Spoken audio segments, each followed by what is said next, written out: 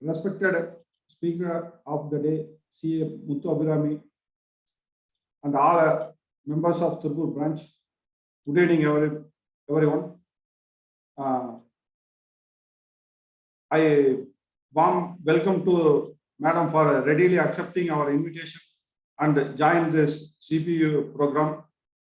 Today we are facing, in recent days, we are receiving so many notices by Income Tax Department as well as GST Department, but we are in the process of finalizing and reply the notice in response to 147 that and all. So it is a right time to have enrich our knowledge in the field of 148 assessment. In this regard, the Supreme Court also given a verdict on 147. Our speaker is well versed in this, having sound knowledge in this area. So I request the speaker to proceed the meeting on reassessment regarding to latest Supreme Court judgment. Before that, I request our secretary to formally introduce the speaker. Thank you for coming, madam. Thank you. Thank you. Thank you, Chairman. Good evening, on and all who joined virtually for the CPE seminar. So it's my immense pleasure to introduce today's speaker, CA TV Muthu Abirami. So Madam is not new to our branch. She already handled one session on the occasion of Women's Day celebration CPE seminar. Madam has joined the month of March with us. So those who not attended that meeting, to know about the speaker, I formally introduce the speaker. So Madam is qualified chartered accountant and also holding post-qualification diploma in international taxation. She is also an advocate, completed his BA, BL and ML also. She is a practicing advocate with post-qualification experience of more than 10 years. She specializes in income tax litigation and handles a variety of cases in income tax. Previously, she worked under Sri Kalyan Jabak partner, Messr Surana and Surana International Attorneys, and CAT Pandusegar partner, and C. Ramasamy and B. Srinivasan. Madam appears before the Honorable Madras High Court, Honorable Income Tax Appellate Tribunal, Honorable National Company Law Tribunal, and other quasi-judicial forums. She was the chairman of Direct Tax Committee and Research Committee constituted by the Kanjipuram branch of SARC of ICI for the year 2019-20. She is a guest faculty for LLM taxation in Tamil Nadu, Dr. Ambedkar Law University, Taramani. She is a life member of Revenue Bar Association and All India Federation of Tax Practitioners. She has presented papers on various technical topics in many forums like SARC of ICI and its branches, Revenue Bar Association, AIFTP, South Zone, Chartered Accountancy Study Circle, etc. While she was a student, she served as a vice chairperson, student representative of Southern India Chartered Accountancy Students Association for the year 2008-9. So with these great words, I request today's speaker to enrich our knowledge on the specified topic. Please, madam. Thank you very much, sir. Thank you for your kind words of introduction. Very happy to be here again, joining you all once again for today's session on reopening and reassessment, and with special reference to the Supreme Court judgment rendered on May 4th this year, 2022. As such, like you said, this is the second time I'm coming to the branch. Last time it was on Women's Day. It was a very good experience for me to handle the session, and now we are on another area which is prone to a lot of litigation, reassessment and reopening, which is prone to a lot of litigation. As such, this the provisions of reassessment and reopening itself is prone to a lot of litigation. Even prior to the amendment made in Finance Act 2021, even prior to the amendment made, this area is completely litigation prone. Lot of case laws, lot of judgments, lot of litigation that is surrounding this particular area of reassessment and reopening. And the very thought of bringing in an amendment by Finance Act, by the amendment made in the Finance Act 2021 was to reduce the litigation and to ease the complaint. That was the reason and rationale given for making the amendment in 2021. But however, as we see that there are a lot of scope for the litigation, there is a lot of scope for litigation even after amendment, which we will be dealing now. And even when the section was introduced itself, we find that this litigation that has taken place up to Supreme Court and an order has also been passed. So this area, like I said, it is highly litigation prone. And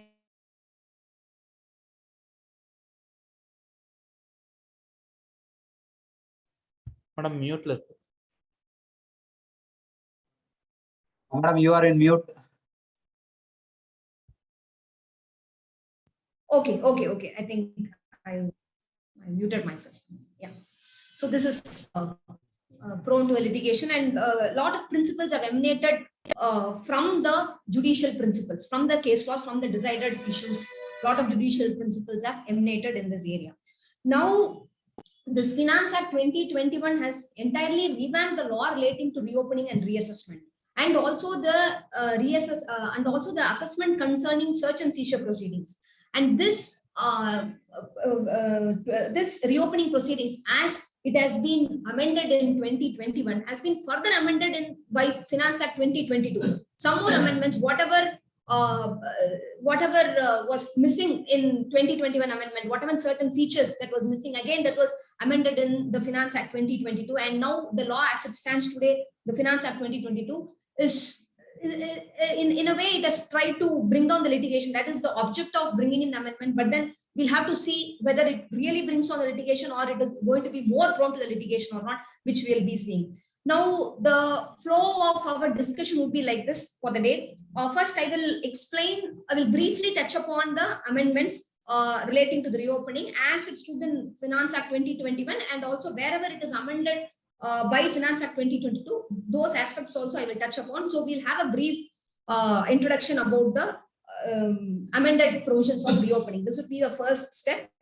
Secondly, we will quickly discuss about the judgment that was rendered by the Honorable Supreme Court on 4th of May this year, and what are the takeaways from that judgment, and how it will affect the various notices that was issued, and what is the way forward with that judgment. This would be our second line of discussion. And third, if time permits, we will also take up the distinguishing feature between the old provision and the new provision, the erstwhile provision that is prior to the amendment made in 2021, and the provisions as it stands amended as on date 2022. So what are the distinctions? What are the key features where we need to check in? If time permits, we will take it up, because last time when the chairman called me, he said we'll have an interactive session, one hour of discussion and 1 hour of question answer session, because there will be a lot of questions concerning the notices that are received by the members or their clients. So that way we will also have an interactive session that way. So I'll quickly try to cover these aspects this way, and then we will take up questions, as many questions as possible concerning reopening and reassessment. So this would be our flow for the day's discussion. So first of all, this 147, the section 147 itself has been amended in a very large way in Finance Act 2021. So previously it was, the key concept was reason to believe. Previously, before the amendment, for income escaping assessment, for carrying out reassessment, reason to believe that income has escaped assessment was the prime thing that was there in the section. Post this amendment, the section is now, it is simplified. It is only 2 paragraphs. The 147 section is just 2 paragraphs. It simply states that if any income that is chargeable to tax in the case of an assessee, if it has escaped assessment, that's all. If any income chargeable to tax in the case of an assessee has escaped assessment, then subject to the provisions of 148 to 153, assessment or reassessment, as the case may be, can be carried out. This is the first part of the section. So if there is an escapement of income, if any income chargeable to tax has escaped income, has escaped assessment, then reassessment or recomputation can be carried out. This is the first part of section 147. Now comes the explanation portion for 147. The explanation is, this is with respect to issues that crop up after the issuance of 148 notice. Previously, before the amendment, this particular portion had a lot of controversy. That is, notice might be issued for a particular issue. Like say issue A, notice has been issued, 148 notice has been issued for issue A. Then during the course of the reassessment proceedings, it would appear to the assessing officer that issue A is not an escaped assessment. Rather, issue B has actually escaped assessment. In that case, what happened is that issue A, for which originally the notice was issued, that would be dropped, but rather the issue B, which has come to the knowledge of the assessing officer during the course of the reassessment proceedings, that issue he would take into consideration and he will pass an assessment order making an addition in respect of issue B. So the point is, this issue B was never a consideration at the time of issue of notice under 148. So how the reassessment orders has to be treated? There are judgments on both the sides. One set of judgments held that if the issue for which the notice was originally issued, if it is not added in the final assessment order, the reassessment order, if that issue is dropped, then no other issue can be taken up in the final assessment order for making an addition. If issue A, for which 148 notice has been issued, if that issue A is dropped during the course of reassessment proceedings, then issue B, which comes subsequently in the course of the assessment proceedings, that cannot be added because the reason for which the reopening has been done fails. Therefore, the entire reassessment fails. This was one school of thought. I mean, one set of judgments was lined up this way.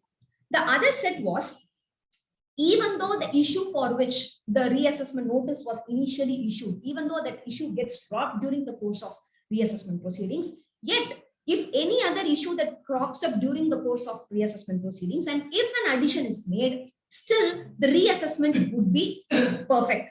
Still the reassessment would not be bad in law. Reassessment is perfectly fine and addition is sustainable. This is the second school of thought, or the second way in which the provisions were interpreted. This was erstwhile. This was prior to the 2021 amendment. Now, this issue is settled.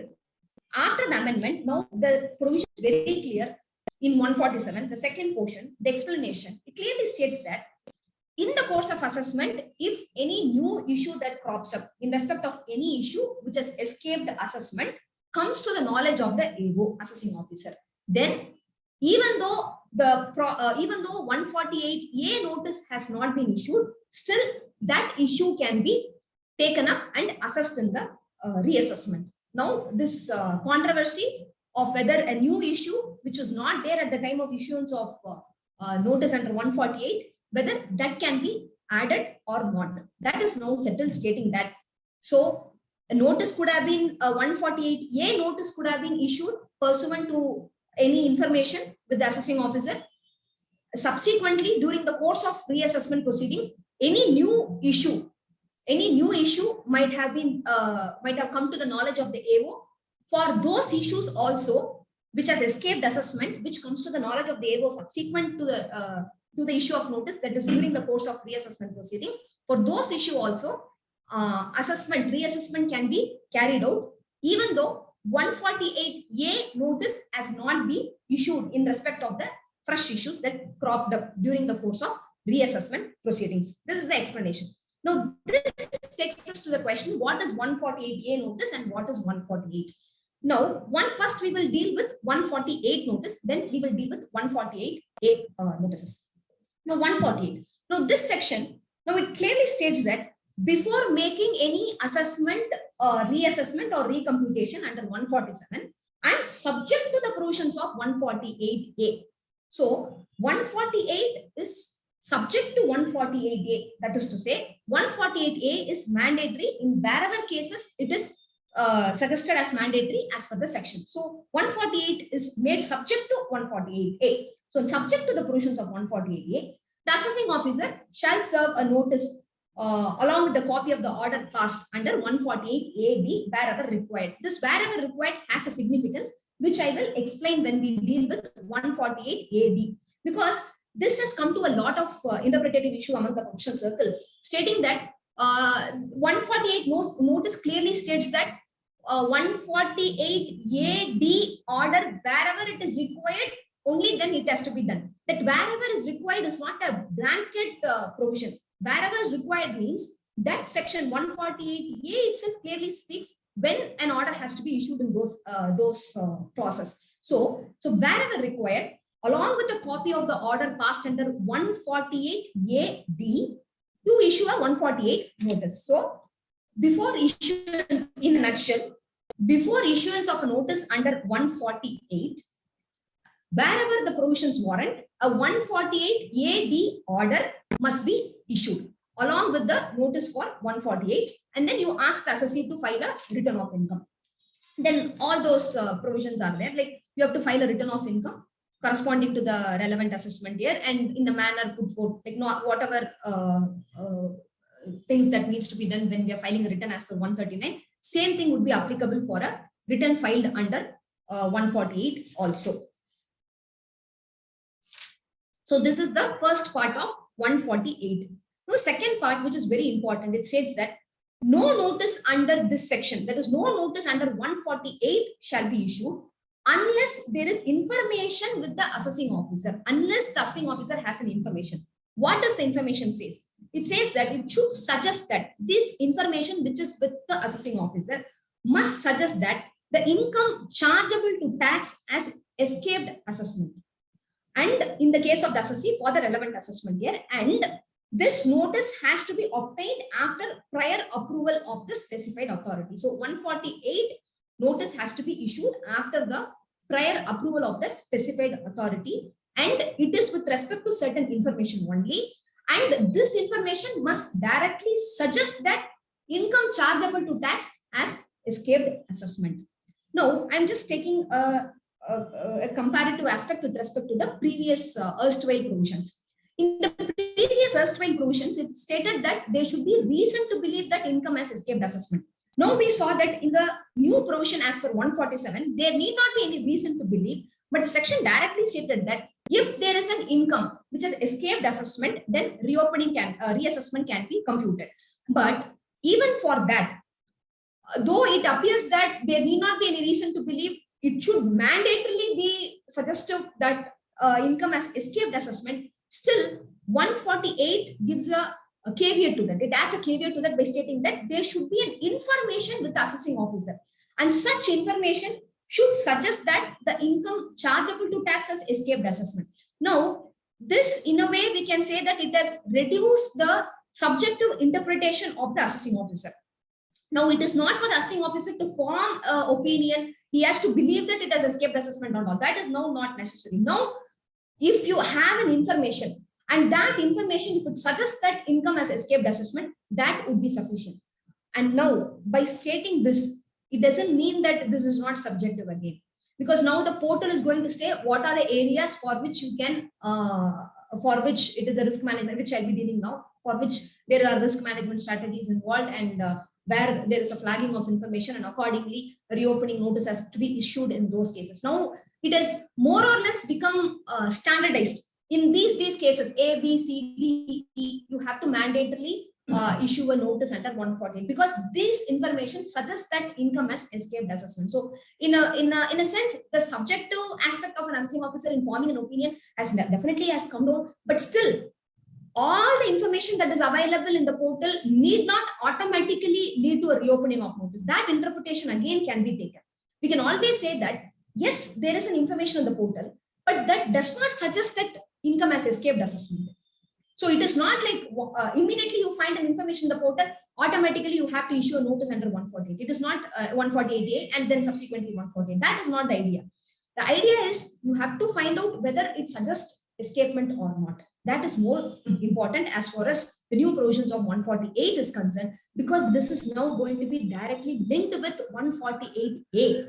Because in 148A, the assessing officer is given an opportunity to find out whether there is any escapement of income or not. That we will be dealing now in a short while from now. So now coming back. So the proviso states that no notice can be issued under 148 unless and until the assessing officer has any information which suggests that income has escaped assessment for the relevant assessment year. And of course, prior approval of the specified authority is also required for issuance of notice. Now, this information, what does it mean? Now, this information is now defined in explanation 1. This is not an inclusive definition. It clearly states means information with the assessing officer which suggests that income chargeable to tax as escaped assessment means. That's all means. And in the amendment made in 2021, there were only 2 items for under the classification of information. What does information mean? There were only 2 items. One is information flagged in the case of the assessee for the relevant assessment year in accordance with the risk management strategy, which is formulated by the board from time to time. This is the first criteria. This is slightly amended in the Finance Act 2022. Now the section states that, the word flagged has been removed. The word flagged has been removed. Now it simply states that any information in the case of an assessee for the relevant assessment year in accordance with the risk management strategy formulated by the board from time to time. That's all. Now this is the first definition. First criteria under the definition of information. So the second one in 2021 amendment, the words that were used is any final objection raised by the Comptroller and Auditor General of India to the effect that assessment in the case of an assessee for the relevant assessment year had not been made in accordance with the provisions of the Act. So the second criteria covered only the final objections of the Comptroller and Auditor General of India to the effect that assessment in the case of an assessee for the relevant assessment year has not been made in accordance with the provisions of the law. That is all. This is the second criteria that was there in 2021 when the amended by Finance Act 2021. Now, this has been amended in the Finance Act 2022. Now, the information, the definition of information in the explanation 1 to section 148 has been amended. And now we have the first criteria would be information that flagged has been removed. The word flagged has been removed. So any information in the case of an assessee for the relevant assessment year, which is in accordance with the risk management strategy formulated by the board from time to time. This is the first one. Second one now is that any audit objection. Second one is the audit objection. Third one is the information which is received under section 90 or 90A. That is the agreement under section 90 or 90A. That is the third category. Fourth category would be information as per section 135A. This 135A is a scheme to collect information through faceless manner. This is the fourth category. And the fifth category is any information which requires an action in consequence of the order of the tribunal or the court. So these are the 5 categories. So when I say this 5 category, this is already being a part of the board notification, which is issued in December 2021. When it came to the risk management strategy, which is formulated, these category, that is audit objection, any information, audit objection and action which is taken in consequence to a tribunal's order or a high court's order. This were part of the notification that is issued in 2021. It looks like that has been, in a way, it has been adopted in the section itself. Now, I'll just take that notification now.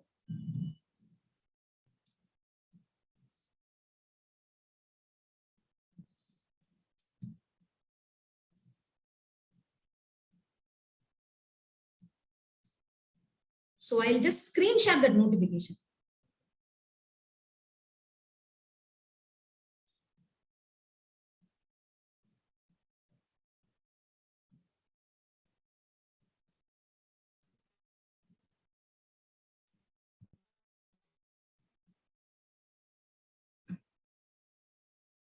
So this is this notification, and this notification is very specific with respect to risk management strategy alone. So it said, as per the amended provisions of 148, information which is flagged in accordance with risk management. This flag word is there because this is prior to 2022 amendment. Second is final audit objection raised by the CAG.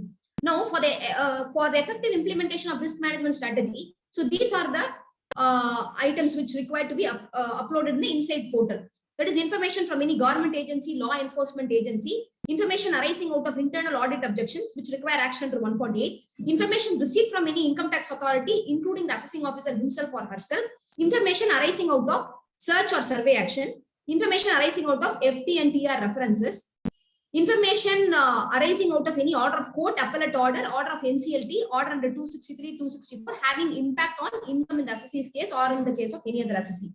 And then recurring issue of fact or law, where the issue is exceeding 25 lakhs with respect to metro and 10 lakhs with respect to non-metro, and for transfer pricing cases exceeding 10 lakhs. And in these cases, there should not have been any further appeal. And at appellate stage, this issue should have been crystallized. These are the criteria. The second part of the circular, I will handle it when it comes to the time limit portion. So if we look at it,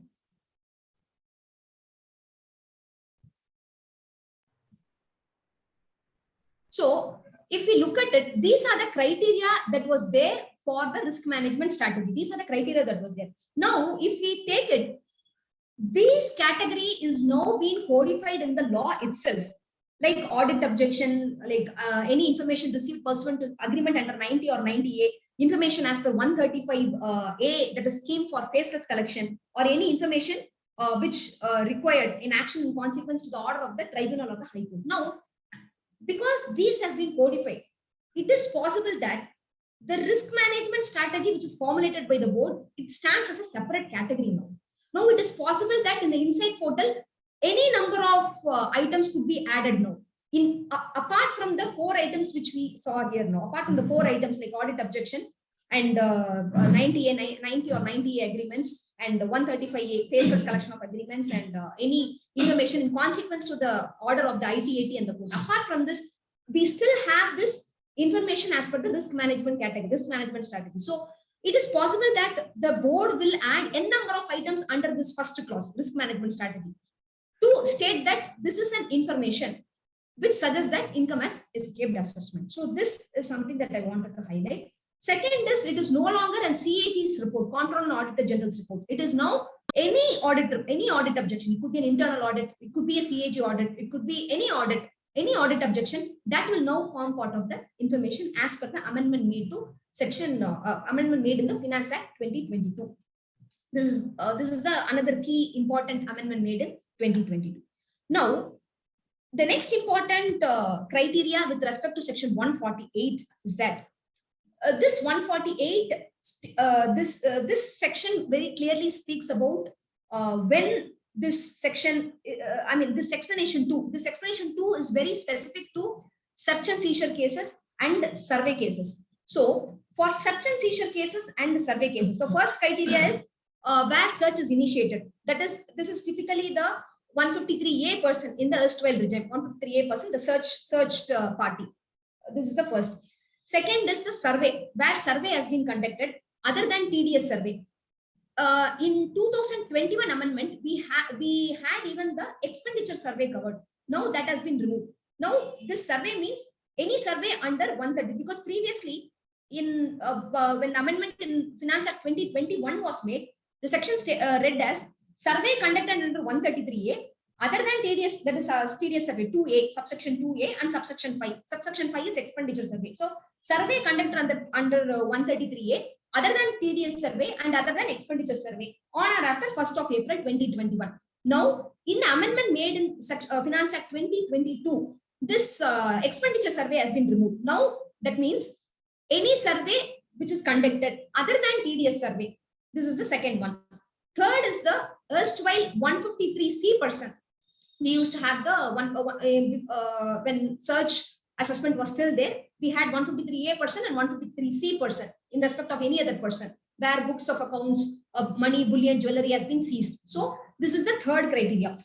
For these 3 criteria, for these 3 category of persons, searched person, survey person, and 153C person, for these 3 category, the section says assessing officer shall be deemed to have information which suggests that income chargeable to tax has escaped assessment. So previously, expenditure survey was removed out of it. That is to say, for an expenditure survey or a TDS survey, definitely there should be an information which suggests that income has escaped assessment.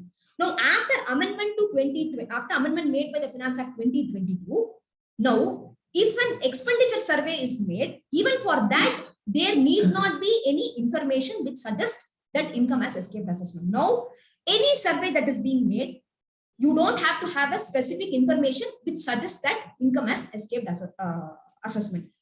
Of course, TDS survey is not covered. So for search survey other than TDS survey, and for 153C person, if any books of accounts, money, bullion, jewelry, or any assets requisitioned or seized under 132A, for all these cases, it is deemed that information is available with the assessing officer. It is deemed that information is available with the assessing officer. Now, one key change that is being made in the that is there in the Finance Act 2021 and amended in 2022 is this, which I'm going to tell now. Is this in Finance Act 2021? This deemed information, it was restricted to 3 years only. It was restricted to 3 years. If it is a search or a survey case, deemed information would be there only for 3 years. For the 4th year, 5th year, 6th year, 7th year, 8th year, 9th year, and 10th year, there should be mandatorily information which should be there. This was there when the section was introduced in by Finance Act 2021. It stated that for the 3 assessment years, the assessing officer shall be deemed to have information for 3 assessment years immediately preceding the assessment year relevant to the previous year in which search is initiated. Now, this has been completely removed. Now, that means whenever a search or a survey takes place, there is no distinction between deemed information for the first 3 years and after 3 years, there has to be an information flagging or any of the criteria specified under 148 for the purpose of information. That is now not present. That means now it is very clear that whenever there is a search or a survey, there need not be any information which suggests that income has escaped assessment. That means for a search and a survey case, notice under 148 is automatic. Notice under 148 is automatic. You don't have to specifically state by which information, by which criteria under the first explanation to 148, the reopening notice has been issued. That is not there. And of course, for all these notices, approval and by the specified authority as per 151 is mandatory. Another key change in Finance Act 2022 is that previously, before issuance of notice under 148, specific approval from the authority is required. Now, 2022 amendment has made it in such a way that if the authority has specifically issued the sanction for 148A-D order, which I'll be dealing now, 148A provision, if there is a specific approval accorded for order passed under 148A-D, then there is no requirement for another approval under 148 before issuance of notice under 148. That is an amendment introduced in Finance Act 2022. Prior to that, this was not there. That means for 148A-D order also, there should be a specific approval. For 148 notice also, there should be a specific approval. That was the position in Finance Act 2021 amendment. Now, this has been modified and now it is very clear that once there is a specific approval for 148A-D order, there need not be any more approval for issuance of 148 order specifically.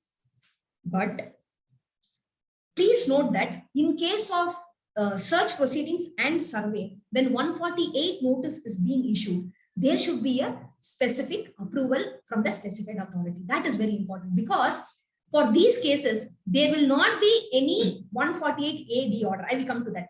Again, there is a slight distinction. For a search case, 148A provisions need not be followed. For a search case, 148A provisions need not be followed.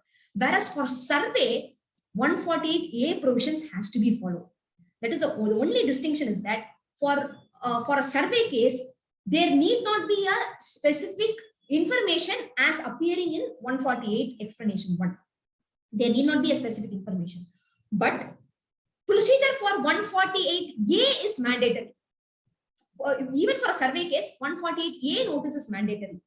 But for a search case, 148A provision A notice, that is not mandatory. That is the essence. Therefore, before issuance of 148 notice, it is necessary that the specified authority must give their sanction as per section 151. Who are the specified authority? That we will deal it in 151. So mandatorily, this sanction has to be accorded by the specified authority. So this is in essence the section 148. What 148 is? This in essence is 148. Now it is very simplified. 148 is simplified. You have to mandatorily issue before issuance of notice under 148. You have to issue order under 148 AD with this prior approval, and then only if information suggests that income has escaped assessment, you can issue notice under 148. What are this information is now delineated even in the Act by Finance Act 2022 itself. That is like information in risk management system, any audit objection, any 135A faceless collection of information received under 90A or 90A agreement, and information which requires action consequence to a order passed by the tribunal or the court.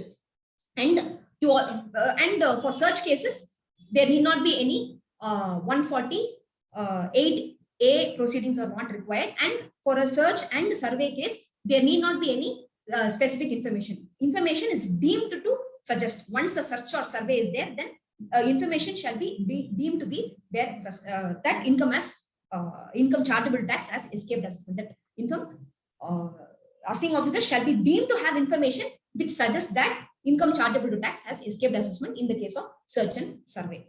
Now let us move on to 148A. This section is now like whatever the Supreme Court has ruled, and there are a lot of controversy. It has led to a lot of litigation. This 148A, very specific to 148A.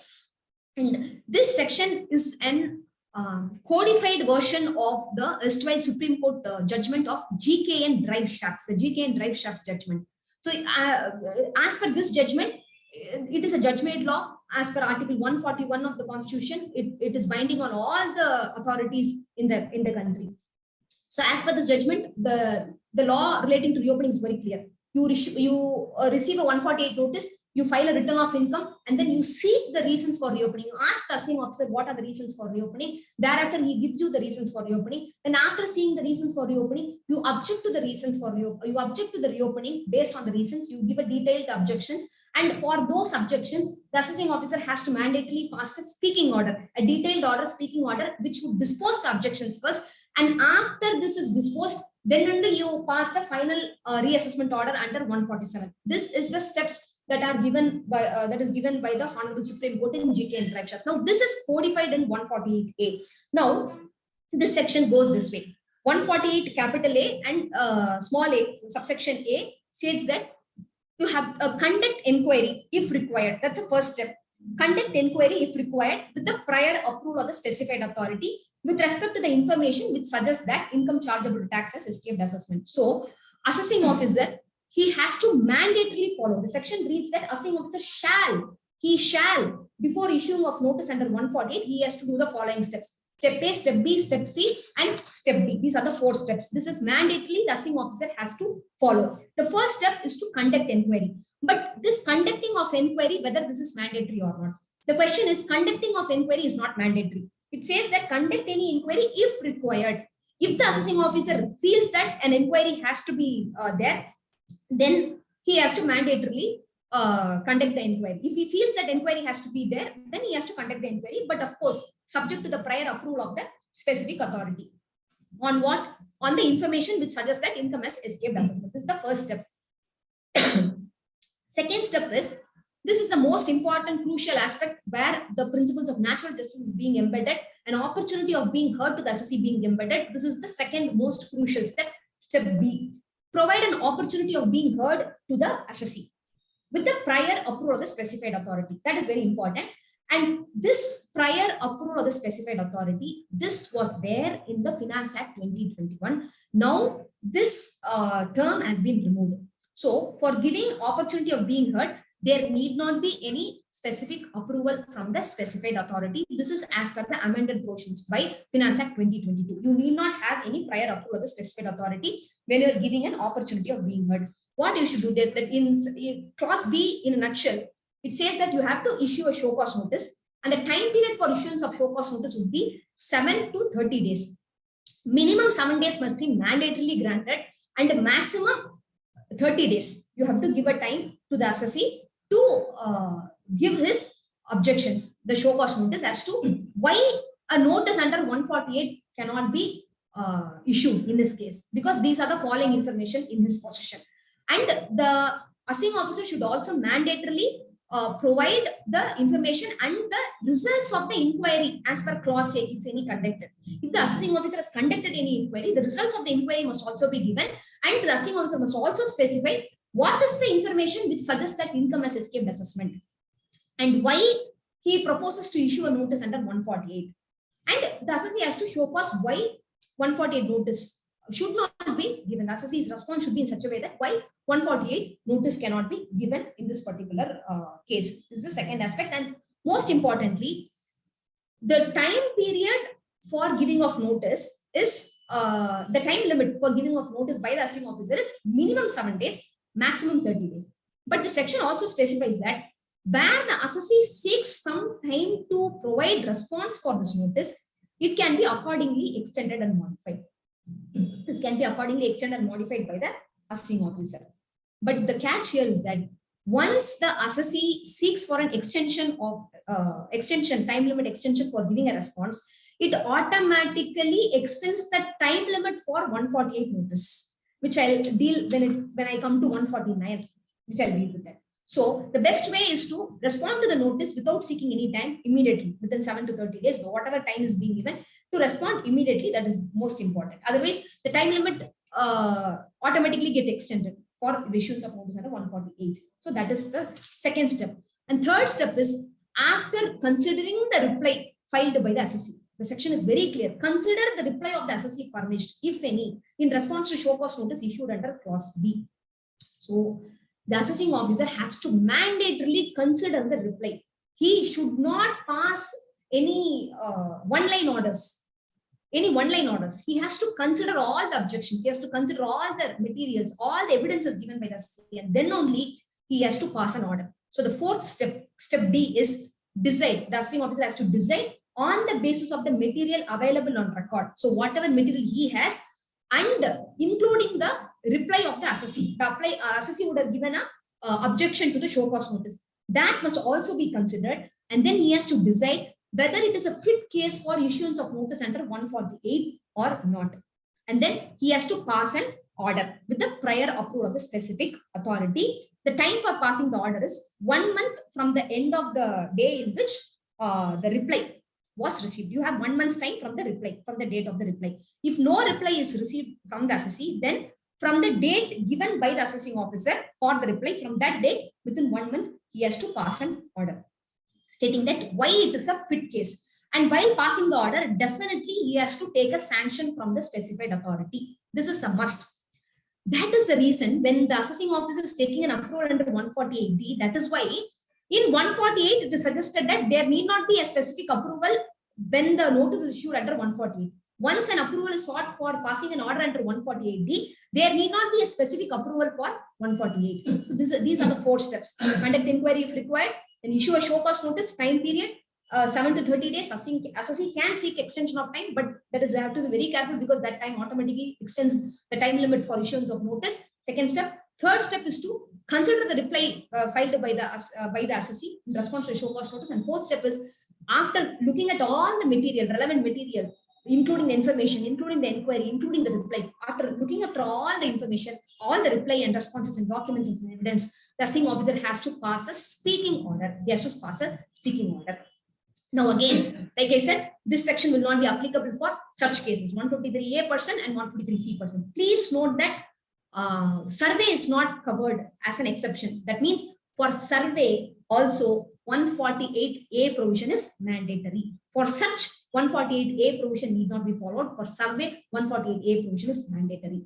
But for survey, information is deemed to exist. Like search and survey, information is deemed to. That is the only distinction.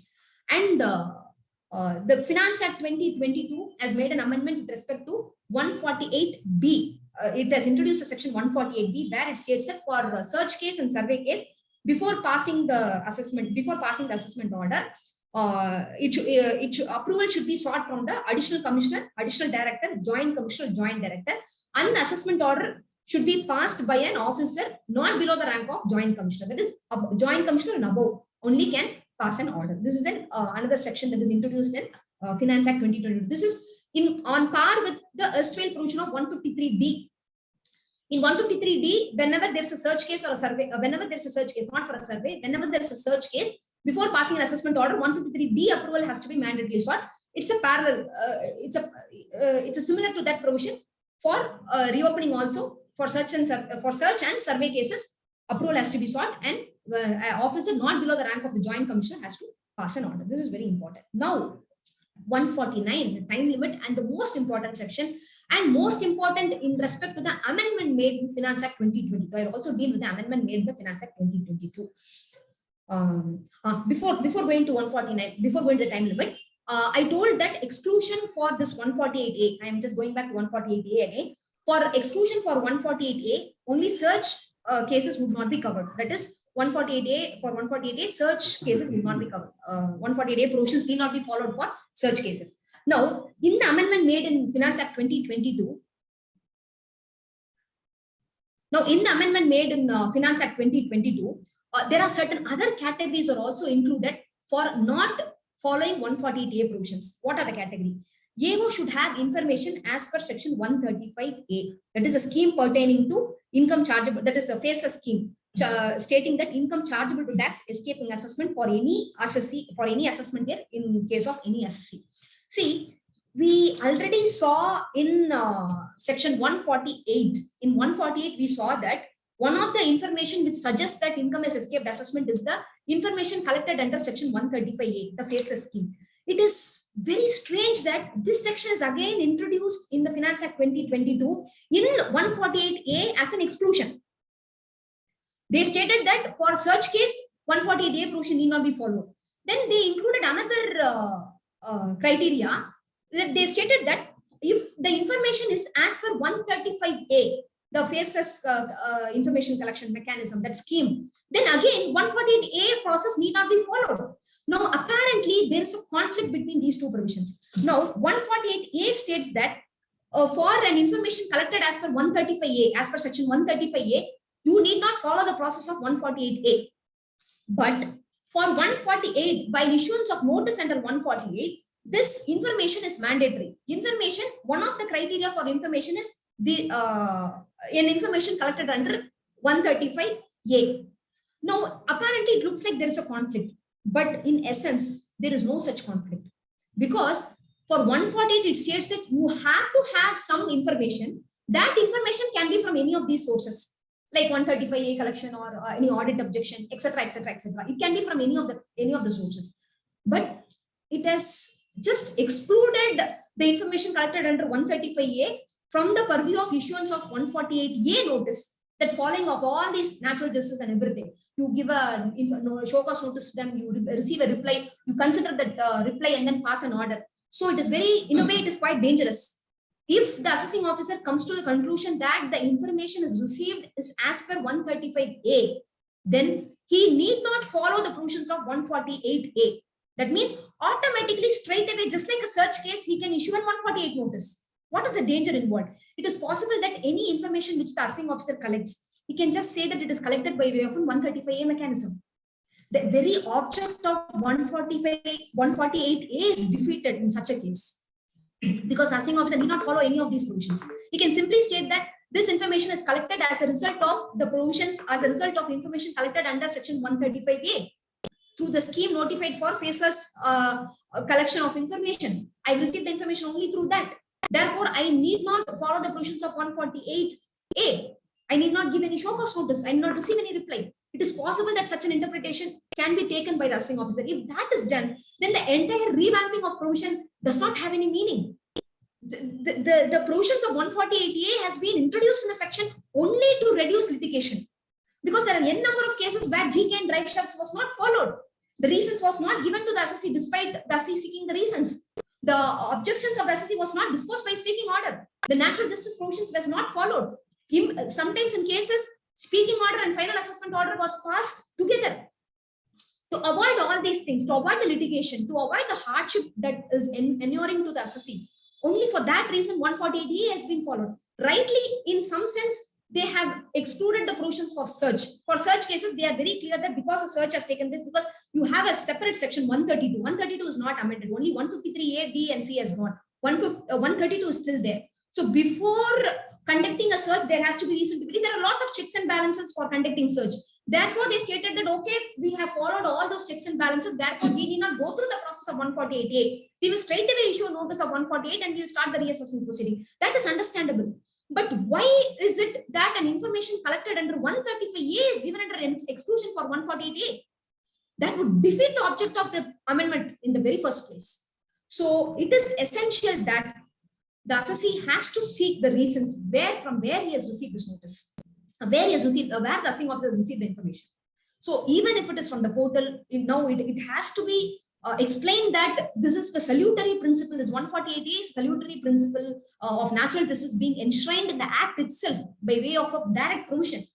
What was there given by judge-made law, what was there as a result of a judgment, now stands embedded in the provision itself. That has to be mandatorily followed. So this is something that I wanted to highlight to all of us, that any information which is collected as per 135A, for those information, you need not follow the provisions of 148A. So I think even if that is the case, I think the assessee should mandatorily seek the provisions relating to 148A. If that is the case, I will tell you.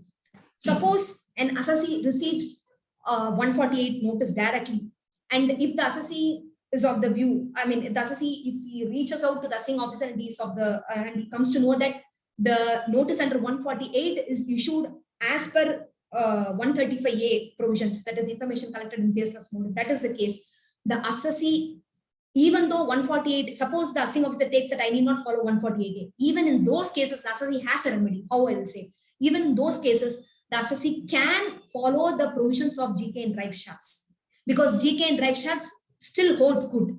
As a judgment rendered by the Honorable Supreme Court, it still holds good.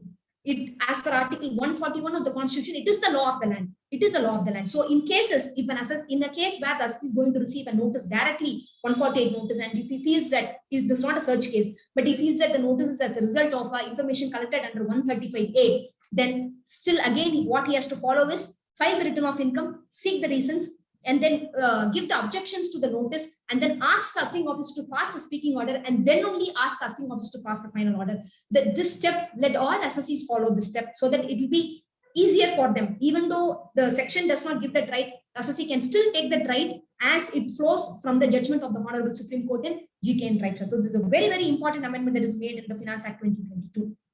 Now I will come to section 149, the time limit for issuance of notice. Again, this is very important from what was there in the 2021 amendment and what is there in the 2022 amendment. I'll just tell you that.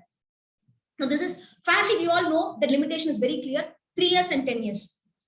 Up to 3 years, if it is assessment year 1718, 1819, 1920, 2021. So up to 3 years. The last date for a 1718 case would be 31st March 2021. Exclude 1718, 1819, 1920, 2021, 31st March will be the last date. So 3 years. For a case of 1819, it will be 22, 31/3/22. 3 years from the end of the relevant assessment year within 3 years. This is the normal time limit. The extended time limit, we all know it is 10 years. When they can invoke this 10-year period, when it can be invoked. When the assessing officer has in his possession any books of accounts or documents or evidence which reveal that the income chargeable to tax, which is represented in the form of asset as escaped assessment or likely to amount to 50 lakhs or more. There are a lot of checks in this, I'll tell you. First of all, it should be in the possession of the books of accounts. Whenever the assessing officer is going to invoke the extended period of limitation, more than 3 years up to 10 years, then it should be in his possession. What? In his possession, not in the possession of some other authority. It should be in the possession of the assessing authority himself, in his possession, books of accounts or other documents or evidence. Books, documents, and evidence. What should they do? They should reveal that income which is chargeable to tax, it should be represented in the form of an asset. It should be represented in the form of an asset, and it should have escaped assessment, which has escaped assessment amounts to or likely to amount to 50 lakhs or more for that year. This is the amendment made in 2021. Represented in the form of an asset, escaped assessment or likely to amount to 50 lakhs or more for that year. Now, this likely to amount to, this gives a lot of subjective satisfaction to the assessing officer. The assessing officer can simply say, I looked into the books, I felt that in my view, in my opinion, after considering the documents, in my view, it was likely exceeding 50 lakh rupees. Therefore, I issued a notice. It is not that mandatorily 50 lakhs has to be exceeded. That income escaping assessment must be there beyond 50 lakhs.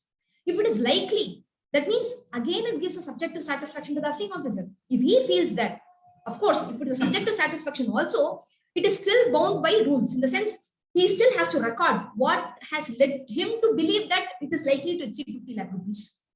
He has to record that. What is his reason to believe? How he has formed that opinion that it is exceeding 50 lakhs or likely to exceed 50 lakhs. All this he has to bring in, no doubt. But it gives an element of subjective satisfaction to the assessing officer. That is what I wanted to highlight. So not just 50 lakhs or more likely to exceed. That is a key point that I wanted to highlight. 1. 2, amendment. Now, this asset, this provision in 2021, it had the word only asset.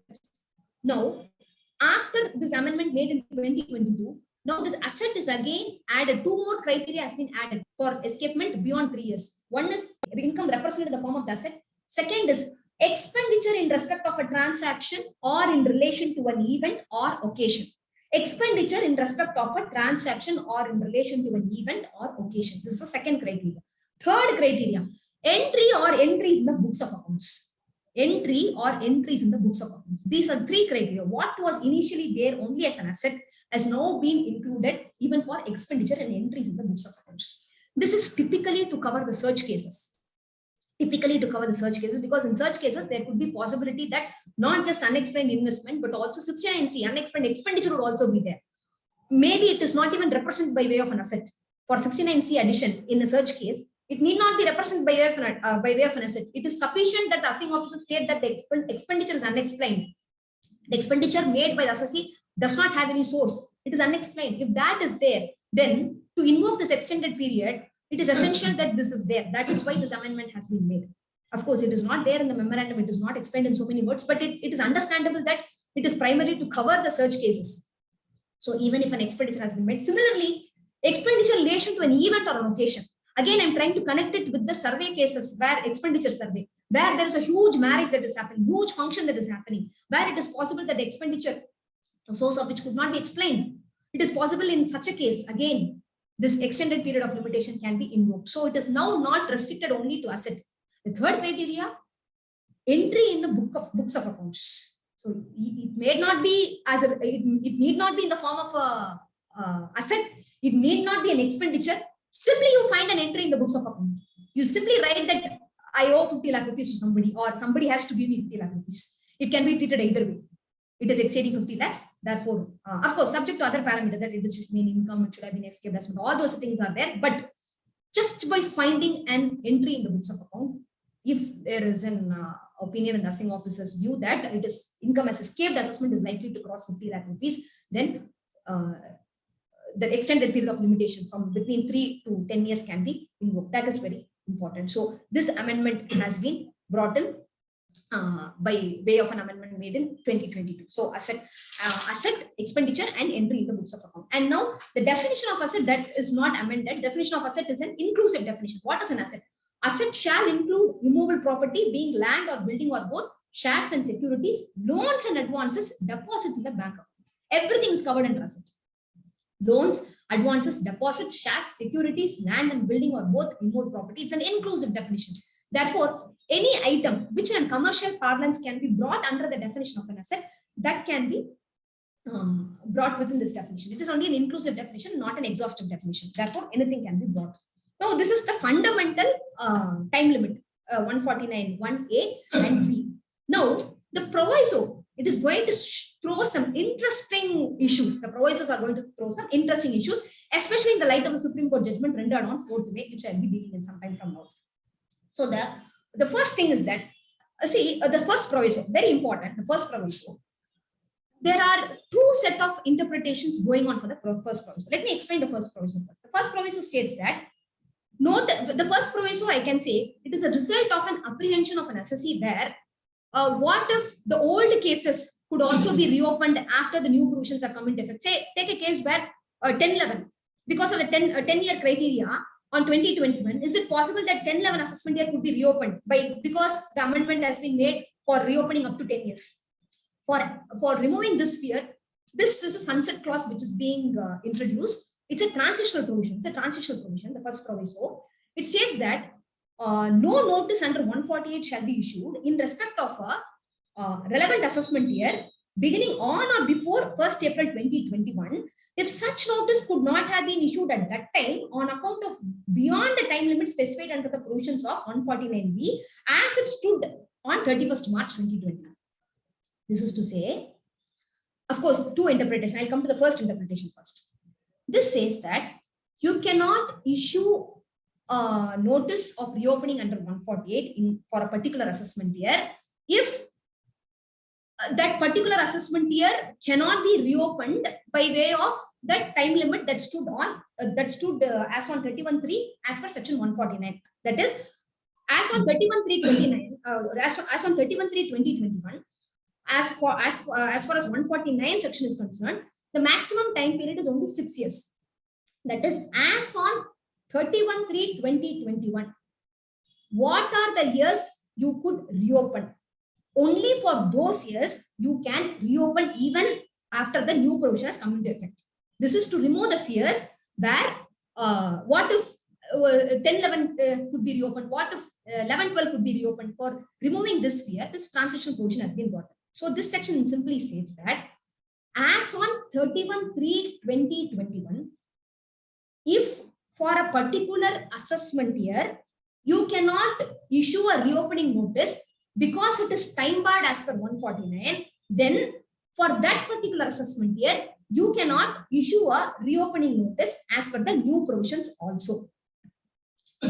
As per the old provision, if you cannot issue a reopening notice for that relevant assessment year on account of time limit, then for this, as per the new provision also, you cannot reopen. Now, if we take this interpretation, what are the years that could be covered? Whether 13-14 is covered, I will come to it. 13-14 means 14-15, 15-16, 16-17, 17-18, 18-19, 19-20. Ideally, 31/3/2020 is the last date for issuance of notice for the assessment year 13-14 as on 31/3/2021. As on 31/3/2021, whether 13-14 assessment can be reopened or not. If you look at 6-year period, limitation ends on 31/3/2020. For 13-14, limitation ends on 31/3/2020. But by way of notifications issued by the CBDT, time limit got extended. Therefore, for 13-14 assessment year, reopening is possible even as on 31/3/2021. 13-14, as such, it will end on 31/3/2020.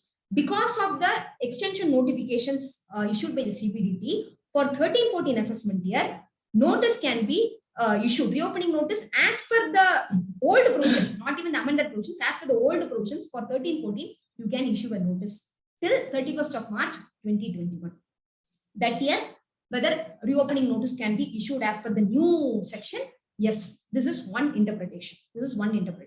14-15, automatically covered. 15-16, 16-17, everything is covered. The first cutoff here is 13-14. Once you can issue notice for 13-14 as per the pre-amended provision as it stood on 31/3/2021, then for that particular assessment year, you can issue a notice even as per the new provision. But beyond that, you cannot issue any notice. For 12-13 or 11-12 or 10-11, you cannot issue any notice. This is one interpretation. The second interpretation, okay, I will give the basis for this interpretation. This interpretation comes because the provisions are completely revamped, completely amended, and the time limit is very clear, 3-year and 10-year. This is only a proviso. Proviso is not the main section. Proviso carves out an exception. It is a proviso only for that particular section. It is not a section by itself. Therefore, whenever you are looking at this 3-year or 10-year period, if you want to issue a notice, then you have to see the criteria. And if you cannot issue for the old year, you cannot issue for the new year also. Otherwise, if it falls under any of the 10 years, you can issue the notice. This is the basis for this interpretation. Second interpretation is the one which is most favorable to the assessee. According to this school of thought and this interpretation, the old provision before the amendment The old provision before the amendment states that for a particular assessment year, 6 years is the maximum period for which you can issue a reopening notice. Beyond 6 years, you cannot issue. You just import that provision into this proviso and state that if it is 15-16, take a case of 15-16, 16-17, 17-18, 18-19, 19-20, 20-21, 21-22. For that case, you cannot issue beyond 31-3-2022 for 15-16 because it stood under earlier provision, and the maximum period for which 15-16 notice could be issued, it is only till 6 years. This is only till 31-3-2022. That means the 6-year limitation itself is hit for 15-16 itself. For 15-16 itself, beyond 6 years, you cannot reopen. That means beyond 31-3-2022, you cannot issue a reopening notice for an assessment year concerning 15-16. Once 15-16 itself is gone, it is quite natural that 13-14 is also gone, 14-15 is also gone. 13-14, 14-15, 15-16, you cannot issue any reopening notice. So this is the second interpretation. This is more favorable to the assessee, and this, in a way, this is also endorsed by the department, I would say. It's also, and I will just take that notification issued by the CPDT. I'll just take that. I'll just do a screen sharing of that, and I'll explain that how this second interpretation is also taken.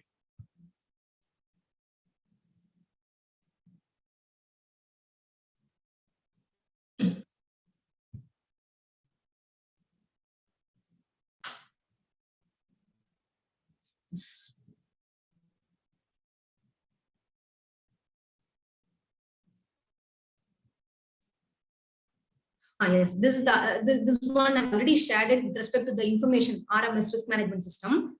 Now let us see this. So this risk management system, this is with respect to assessment year 15-16. Please note that this is issued on 10th December 2021. Okay, with respect to the notices to be issued as on 31-3-2022. Okay, so this is with respect to assessment year 15-16 and assessment year 18-19. For 18-19 is 3-year criteria: 19-20, 20-21, 21-22. So within 3 years, that is as on 31st of March 2022, you can issue notice with respect to this 18-19. For 15-16, if you take it, 16-17, 17-18, 18-19, 19-20, 20-21, 21-22. See, only for these 2 years they've issued, and look at it where they are referring to 149(1). As per the provisions of 149(1) of the Act, in specific cases where assessing officer has insufficient evidence which reveal that the income escaping assessment represents a form of assets amount to or is likely to amount to 50 lakh rupees or more, notice can be issued beyond the period of 3 years, but not beyond the period of 10 years from the end of the assessment year. But the notice under 148 cannot be issued at any time in the case for 11th assessment, beginning on. They've just extracted the section, extracted 149. And please look at 5.1.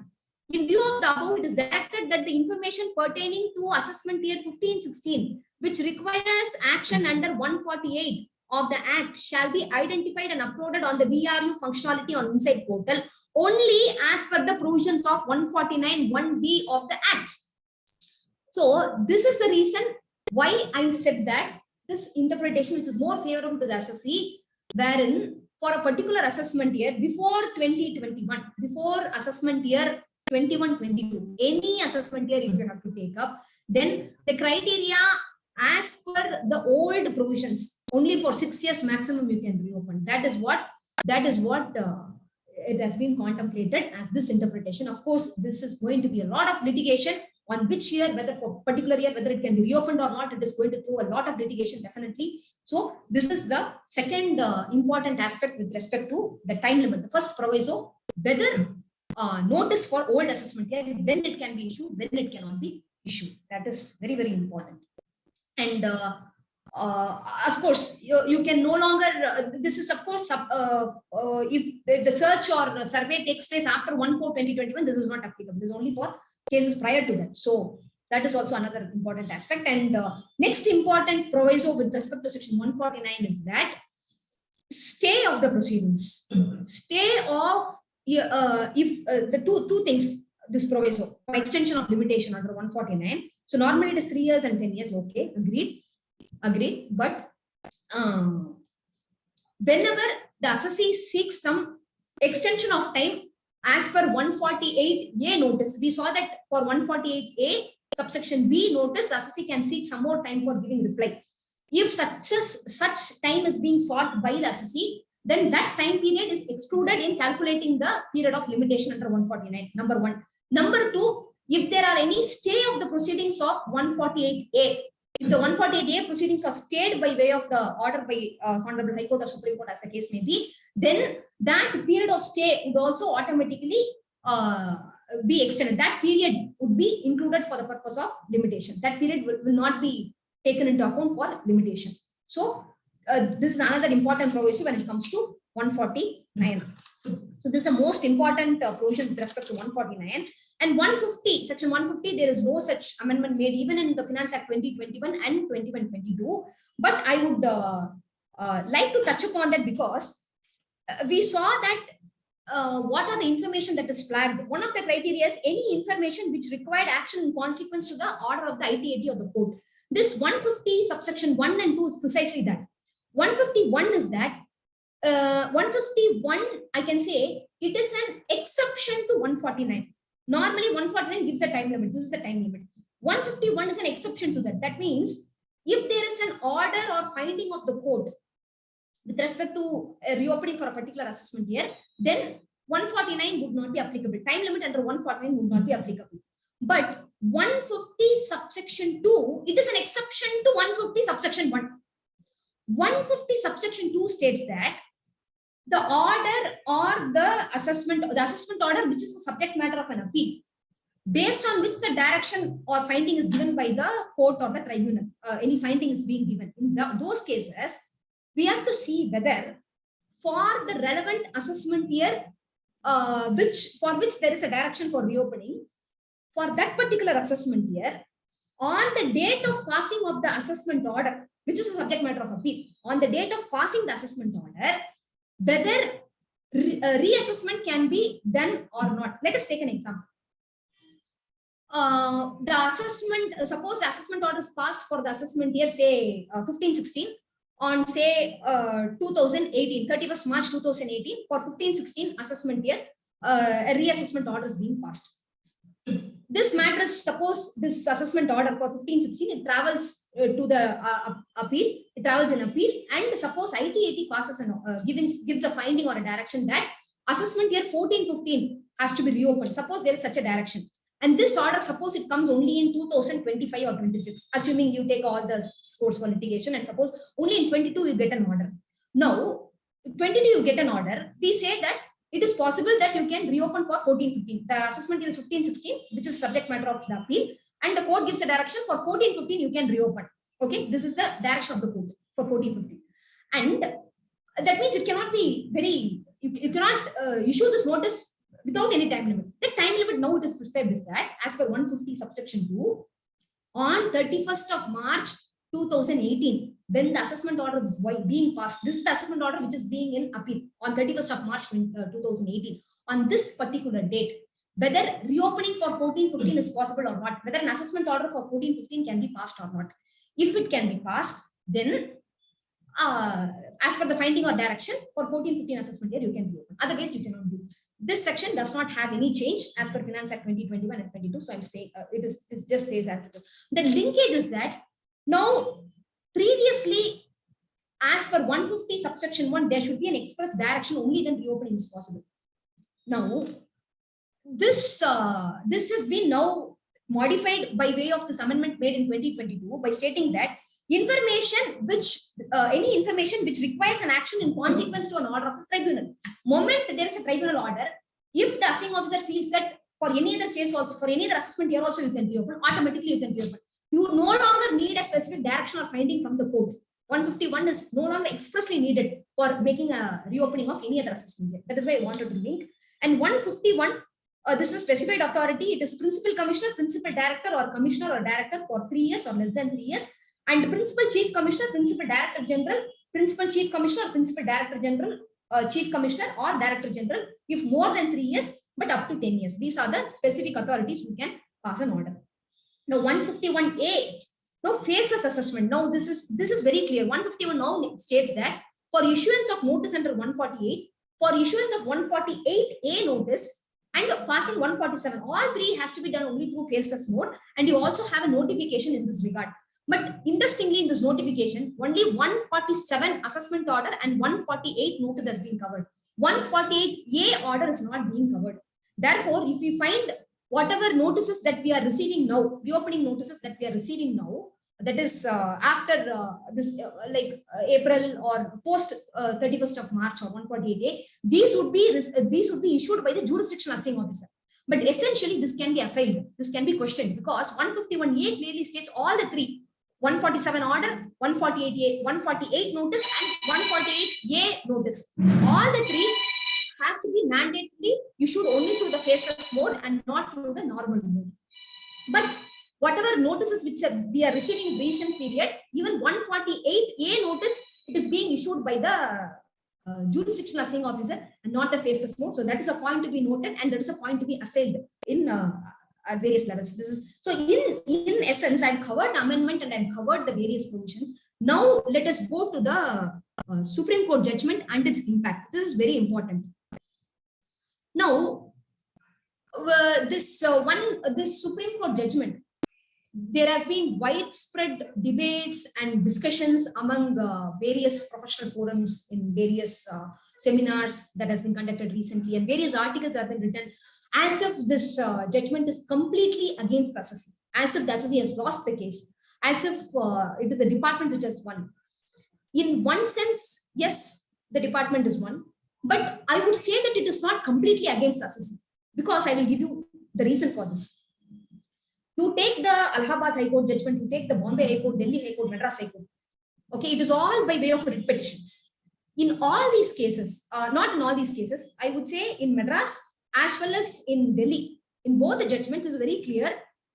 The notices under 148 was quashed, and if time is there, if the law permits, they can issue fresh assessment, fresh reopening notices.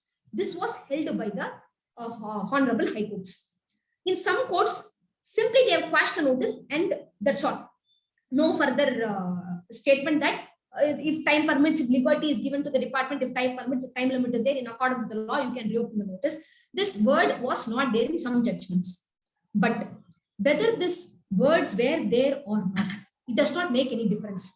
The moment a show cause notice is quashed, at the show cause notice itself is quashed at the notice stage itself without going into the merits. If time permits, the department can always proceed. There is no bar. Because this notice is quashed doesn't mean that the department cannot issue one more notice. The department always had the power to issue notice, even in cases where there is no express line in the writ petition stating that you are given the liberty. Even in those cases, the department can definitely issue a 148 notice. There's nothing prevents them, because the matter is not decided based on merits. It is thrown away at the threshold level itself. Therefore, the department always had this weapon, irrespective of the outcome of the judgment, irrespective of what is being written there.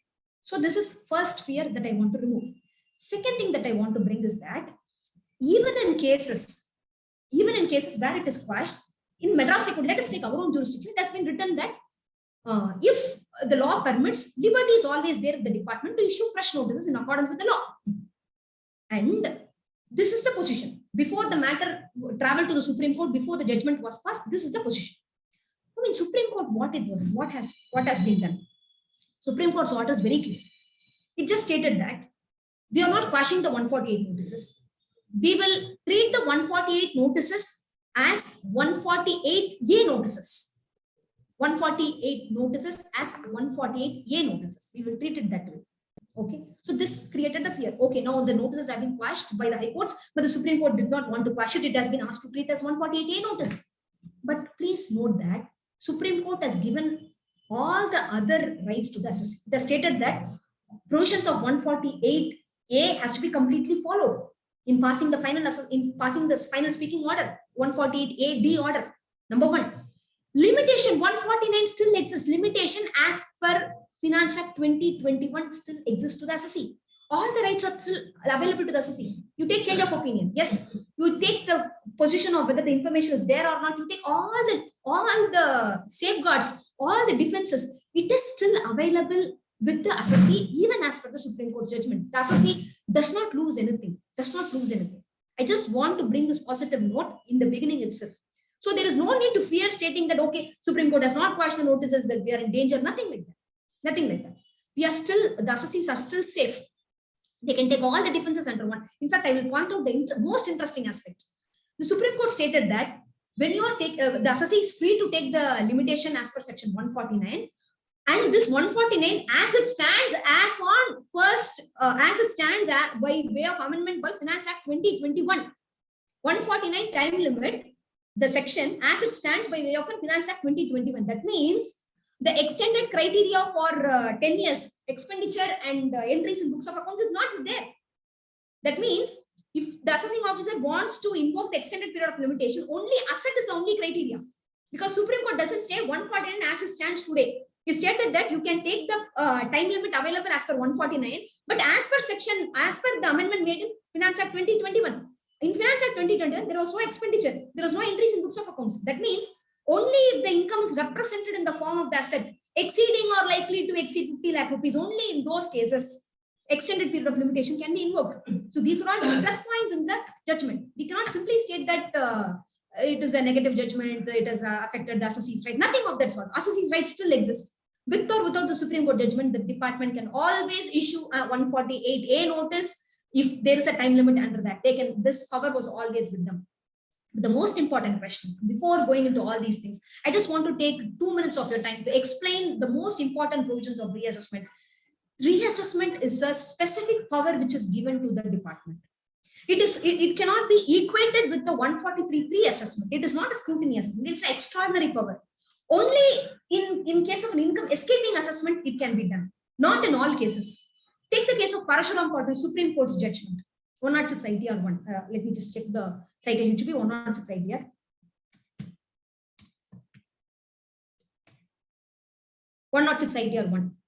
That is the Parashuram Court. It's a very old judgment rendered by the Honorable Supreme Court. It still has its validity. 106 ITR 1. Parashuram Pottery's case. It has clearly stated that reopening is an extraordinary power, and any remissness or lack of knowledge or because of the assessing officer's remissness or lacking in knowledge cannot automatically lead to reopening. An assessing officer's error cannot lead to reopening of a case. Merely because an assessing officer has committed error does not give him one more opportunity to reopen the case. In fact, it also stated that any proceedings should attain finality. Finality of proceedings is a must, like in any sphere of life. Honorable Justice H.R. Khanna, the most celebrated judge of fundamental rights and freedom. That's okay. It's a different history altogether.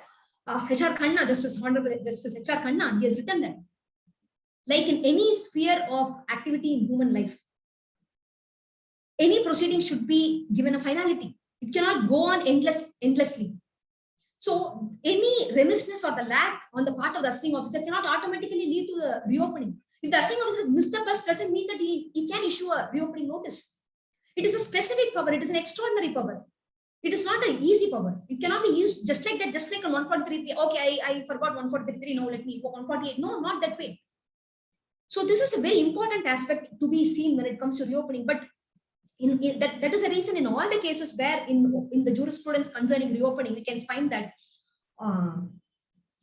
under the garb of reopening, review of assessment is not possible. That is why change of opinion is the most important criteria. Even now, though the words are not expressly there, though reason to believe is not there, still change of opinion is still a good criteria. The assessing officer, once he has decided something, he cannot change and decide something else. That is the most important fundamental principle. It is not a power of review granted to the assessing officer. It is the power to reopen the cases. It's an extraordinary power. It cannot be used just like that. Only in extraordinary cases where income has escaped assessment can be used.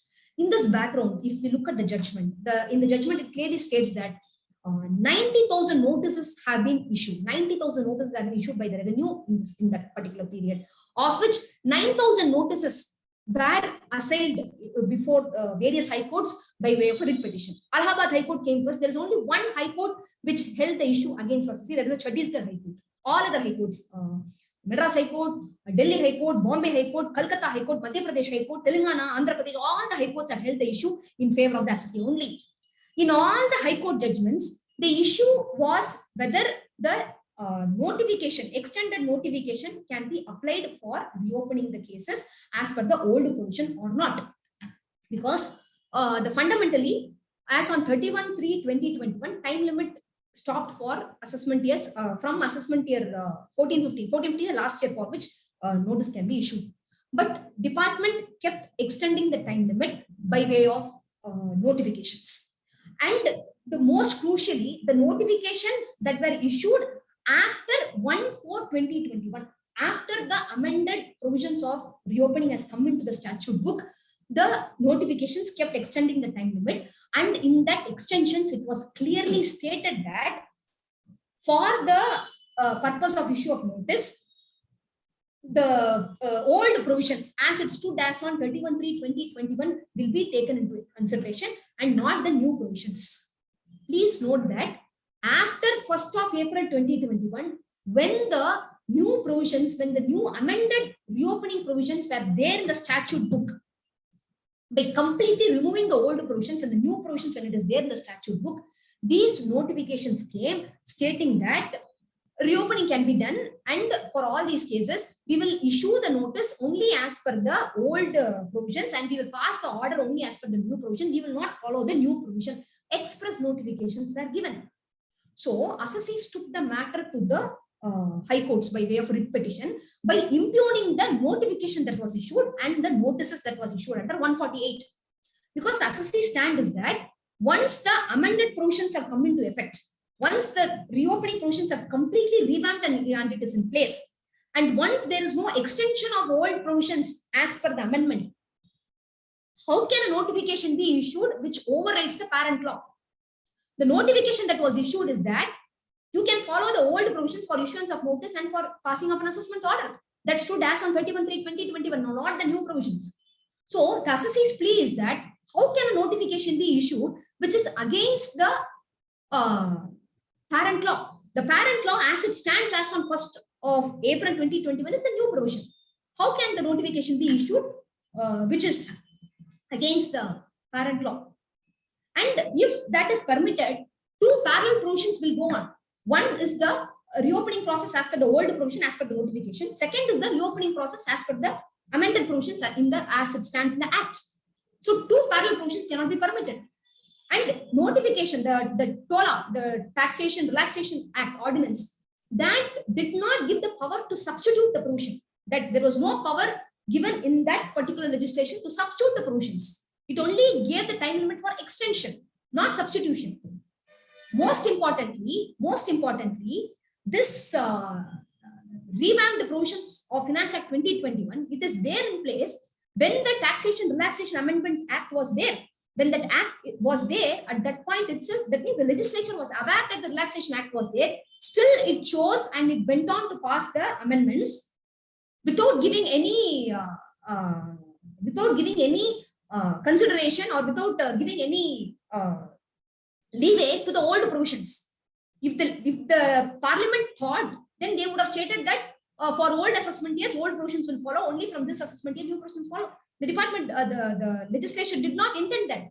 The legislature was very clear. From 1/4/2021, new provisions has to be followed. How can a notification be issued which is in violation of the Parent Act? And especially when the amended act is in place, when the Relaxation Act was already in force, the act was there. Despite knowing the Relaxation Act was there, still the amended provisions was passed. That means the intention of the legislation is very clear. That is, from 1/4/2021, only new provisions will have to be in place. Any reopening notice, only new provision has to be followed. So these are the grounds by which the assessee has challenged the notification, and this challenge was upheld in all the high courts other than the Chhattisgarh High Court. And the notices were quashed. This is the background. Now, in this background, the matter traveled to the Supreme Court. When the matter traveled to the Supreme Court did not consider the arguments of whether the Relaxation Act is right, whether it permitted substitution, whether the notification is right. Of course, the challenge was not on Relaxation Act. The challenge was on notification. Whether the notification is right or not, it was not whether the notification is right or not, whether the notification can substitute the provisions for reopening. All these things was not discussed in the Supreme Court judgment at all. In fact, the Supreme Court judgments clearly stated that it brought out the old provisions 148 and the amended provisions 148, and it stated that for ease of doing business, for ease of compliance, for reducing litigation, the new provisions are brought into force. And after 1/4/2021, it is essential that the new provisions has to be followed, and the high courts were right, and we also concur. Yet the reason given for the judgment is that yet, in the interest of saving the government exchequer, because it is a bona fide mistake committed by the officers, because the officers were of the view that from 1/4/2021, they were not aware that the amendment would take effect. The reason given is that it is a bona fide mistake of the officers who has issued the notice. They were not aware that from 1/4/2021 the amendment would take place. Therefore, in order to strike a balance, we are invoking Article 142. Article 142 gives enormous power to do complete justice. Any order can be passed. Therefore, we are passing an order that we are not quashing the 148 notices. We are instead asking the assessing officers to treat this 148 notice as 148A notices. These 148 notices would be deemed as 148A notices and accordingly follow the provisions. Incidentally, the Supreme Court, of course, it has accepted that the High Court is right, but it stated that because there should not be any loss to the government exchequer, and because of the bona fide mistake to bring complete justice, to strike a balance, what we are doing is we are treating the 148 notices as 148A notices. It will be deemed as 148A notices. Now, one thing which is widely discussed in all the professional circles, with due respect, I command at most humility at my command, with due respects, with complete respect to the Honorable Supreme Court, the question of an genuine bona fide mistake committed by the officer that they are not aware that from 1/4/2021 the new provisions will take into effect is definitely a question mark. When passing the notification, they had clearly stated that even though new provisions are there in effect, for these notices, we are going to follow only the old notices. Then how it can be a bona fide mistake, how it can be an error on the part of the assessing officer that they were not aware that from 1/4/2021, new provisions will come into effect. And again, the question whether invoking Article 142 in the facts and circumstances of the case is right or not, that is all a separate debate altogether. That is, constitutional experts can discuss and debate on whether 142, whether it can be invoked. To my knowledge, 142 has never been invoked for an income tax case. So whether this is right or not, with due respects to the discussing about the judgment, how far 142 can be invoked in the facts and circumstances, all this, even if we leave it as right, let us look into the takeaways of the judgment. Let us quickly see what are the takeaways in the judgment. So 142, like I said, it has been invoked for all the notices, and the most important aspect is that this order is applicable only for those notices which are impugned, which are challenged in the various high courts. Because in the Supreme Court, I think only Allahabad High Court, only that case was taken up as an SLP by the department. But still, the Honorable Supreme Court held that it will cover all the decisions of the high courts. It will cover for all pan-India, for all the decisions of the High Court, and for those cases which are pending before the High Court, for all these cases, it will be covered. They stated that 9,000 cases are pending, or orders have been passed, which is due to be appealed. For all these cases, in order to save time and in order to reduce the litigation, for all the pending cases and for all the cases where orders have been passed by the High Court, this 142 article has been invoked. That means for cases where it has not been taken, which is not assailed by way of a writ petition, for these cases, this judgment would not be applicable. This judgment would not be applicable. That is very important. So again, like I said, the court stated that for reducing of litigation, no for change of opinion, no reason to believe, no tangible material, no inquiry, no before issuing a notice, not following GK and revs, all these vices were there, all these brought in a lot of litigation. Therefore, in order to reduce litigation only, for effective complaints, ease of complaints, reducing litigation and simplification of tax administration, the new provisions have been introduced. And they admitted that it is remedial in nature, it is benevolent in nature, it is to protect the rights of the assessee. There is nothing wrong in that. Therefore, any notice which is issued after 1/4/2021 new provisions must be applicable. We agree with that. We agree with that. The Honorable Supreme Court said we agree with that. Yet it held that there would be no remedy to revenue if the Honorable High Court orders are sustained. If the orders passed by the High Court is sustained, then there will be no remedy to the revenue. The revenue cannot be made remediless, and the object and purpose of reassessment proceedings cannot be frustrated. This is the exact words used by the Honorable Supreme Court. The revenue cannot be made remediless, and the object and purpose of the reassessment proceedings cannot be frustrated. And the question is whether at all there is a revenue leakage or not. It is not known. It is only at the stage of reopening. So again, they talked about the bona fide mistakes. So genuine non-application of the amendments, based on this only, the judgment has been rendered. Now, what is the conclusion? The conclusion is very, very simple. All the 148 notices would be deemed as a notice issued under 148A subsection B, the show cause notice which we discussed, number 1.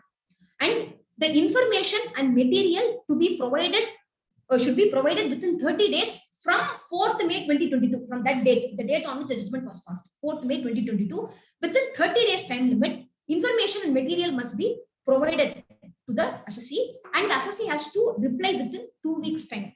After that, the assessing officer has to pass an order as per 148A subsection D. That speaking order he has to pass after following the provisions of 148A.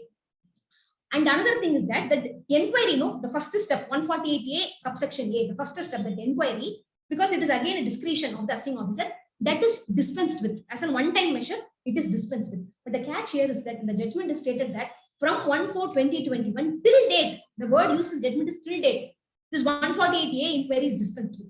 That means any notice which is issued up until 4/5/2022, 148A inquiry need not be conducted. That is the interpretation which we can directly take from the judgment itself. But idea was to say that for those notices which are issued after 1/4/2021, you need not conduct the inquiry, because anyway it is a discretion available with the AO. Therefore, 148A inquiry was dispensed with. And most importantly, all the defenses that are available in right, in law, and the limitation as per 149, as per Finance Act 2021, it is still applicable to the assessee. So this is the conclusion formed in the judgment. Now let us quickly get into the issues also. We'll quickly get into the issues also. Sir, I can go on with the issues now, sir. After that, we will take up the question answer session now, sir. Okay, madam. Okay, sir.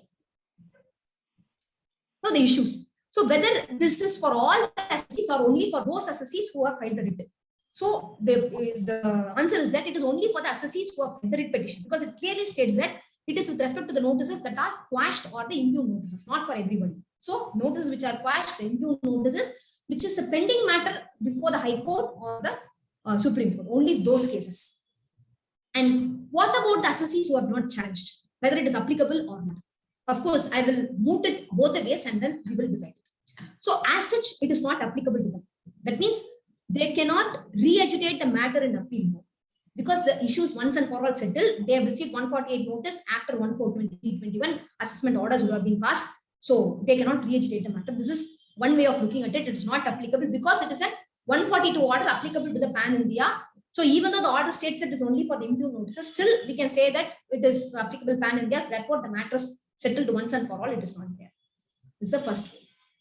So you cannot take it in an appeal also. Now assessment order would have been passed in those cases, so it cannot be taken up in the appeal also. Even though it is a jurisdictional case, still it can be taken on appeal. But by virtue of Article 142, the matter is put into quietus and you cannot question the aspect of 148, 148. This is one set of thought. If you can say that this is not applicable for the assessees who have not challenged the notices by way of a writ petition. So matter given a quietus. So though it is a jurisdiction issue, you cannot take it up at the subsequent forum, at an appellate forum, because by virtue of 142 it is applicable pan-India matters. This is one way of looking at it. On the other hand, since the Honorable Supreme Court judgment was applicable for pending cases, 148 deemed notice is not applicable to them, because it is very clear that it is only for the cases that are pending. So this is not applicable to them. And moreover, the most important aspect is that the issue of notification bad in law was not disputed or it was not disagreed by the Honorable Supreme Court in the judgment. That means I'm trying to say that for those assessees who have not filed a writ petition to impugn these notices and the notification, I think even if the order is passed, still I feel that they can proceed it in an appeal by stating that the Honorable High Court has quashed the notifications That means the notifications are bad in law. And moreover, the Supreme Court stated that it is applicable in respect of all the pending notices, or the notices which are pending before the various high courts. So therefore, I am trying to take it in an appeal. At the appellate stage, I am trying to take. And the judgment also speaks that totally there were 90,000 notices that are issued all over India, but 9,000 cases were pending in various high courts. 90,000 notices were issued pan-India, and 9,000 notices were assigned either before the High Court or in the Supreme Court at that point of stage. So that means there are notices which are not covered, and the Supreme Court, Honorable Supreme Court, did not cover those assessees. That means now I can take this on an appeal. As an assessee, I have not assailed it before the writ court on this issue. Now I can, after the order is passed, I will try it out in an appeal, because I will state that the Honorable Supreme Court itself has admitted that the High Court was right in stating that the reopening review provisions has to be followed. But in respect of the old notices, we are treating the 148 as 148A. I never came before the Honorable High Court. I never assailed it before the writ court. Therefore, this is applicable to me. The judgment of High Court will be applicable to me. Therefore, 148A provision only has to be followed in my case and not 148. This is possible. We have to test the water and see whether this stands or not. We have to see. That is the first case. So the main criteria, the concept why the Supreme Court also held that it will be applicable pan-India is they stated that 9,000 notices were subject matter of an appeal, either before the High Court or before the Supreme Court. Therefore, in order to reduce the litigation, we have passed this order, is what the Supreme Court stated. I have never come up before the High Court by a writ petition. Therefore, now I am challenging this, because the issue of notification, whether it is right or not, was never tested before the Supreme Court. And Supreme Court also held that the High Court is right in law. Therefore, it is possible that at an appellate stage, we can take this ground. We can take this ground. This is the first thing. Now, we will go into the assessment years in question. What are the assessment years in question? Assessment year 13, 14 to 17, 18. 13, 14, 14, 15, 15, 16, 16, 17, 17. These are the years which were there before the High Court and Supreme Court. So here it comes to the issue of 3 years and 10 years. When you can invoke the 10-year extended limitation, and when you can invoke the 3 years issue. That we have already discussed on this 3 years and 10 years. I also gave how the department itself in its notification held that after 15-16, you cannot issue this notice in respect of 148A, because it is hit by limitation as on 31/3/2022 for assessment year 15-16 itself, it is hit. So this is one way of interpretation. Other way, like I said in the beginning, any assessment year beginning from 13-14, the department has the power to issue the notice. Of course, two interpretations possible. It is going to be an open litigation, but definitely the assessee can take the defense that you cannot issue any notice to me after assessment year 15-16. 15-16 is already time barred by as on 31/3/2022. 15-16 means 16, 17, 17, 18, 18, 19, 19, 20, 20, 21, 21, 22. 15-16 itself is time barred. So nothing backward can go. That means 13-14 is gone. 14-15 is gone, and 15-16 is gone. Nasi can definitely take that interpretation and state that as it stood on that point of time, 15-16 prior to 1/4/2021 proviso, first proviso, when it stands, it is very clear that only a maximum period for which notice can be issued is only 6 years. Therefore, I am taking this interpretation. This can very well be taken. This interpretation can very well be taken. After that, 18, 19, 19, 20, 21, anyway, it is within the 3-year limitation period that can be taken up. So, once this 15-16, once we take this interpretation that for 15-16 assessment year, beyond 6 years, that is beyond 31/3/2022, we cannot issue a notice at all. The issue of 50 lakhs or not goes away. It goes away, just like that strike goes away. The moment I cannot issue notice at all, where is the question of invoking 50 lakhs or not? That is one way of interpretation. Suppose to be on the safer side, if you want to take the stand that even if it has to fall within the limitation period of 10 years, yet I will invoke 149 as it stood as on 31, as amended by Finance Act 2021. That means the income must be represented in the form of the asset, not expenditure or book entry in the books of accounts. Therefore, these years would be covered accordingly, 3 years and 10 years. So this is one thing. And another catch in this is that stay of the proceedings. I want to explain about the stay of the proceedings. Now, if we take the interpretation that beyond 15-16 no notice can be issued, we will take that interpretation itself. And based on that, if you're going to take a call, if there is a stay of the proceedings, because again 149 states that stay of the proceedings, that period will be excluded for the purpose of limitation. That means if the court has issued stay in respect of notice issued under 1314, 1415 and 1516, accordingly that stay will that period will get automatically extended. That is the only catch here. So it will depend on case to case. When the writ petition was filed, when the stay was granted, that has to be seen. But the time period of stay, again it will give to some more controversy. The time period of stay.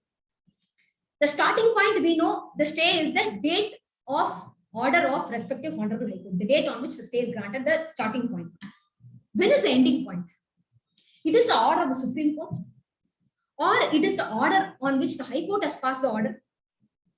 But the Honorable Supreme Court has never stayed the order of the High Court. So High Court order is passed. After that, there was no stay given by the Supreme Court, granted by the Supreme Court, staying the order of the High Court. That is not there. So once the order is passed by the High Court, the department had all the time limit to issue fresh notice, but that was not done. Whether with or without the line, you have the liberty. The department had the time limit to issue fresh notice, but they have not done that.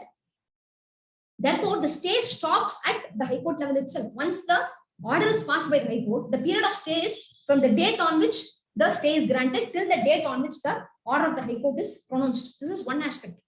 Second aspect, because it is a deeming provision, like 148 is deemed to be 148A, automatically the deeming provision extends. Again, going back to the fundamental concepts in income tax, whether deeming provision is restricted to the provision for which it stands, or deeming provision can be extended, or deeming provision can be extended to its logical conclusion.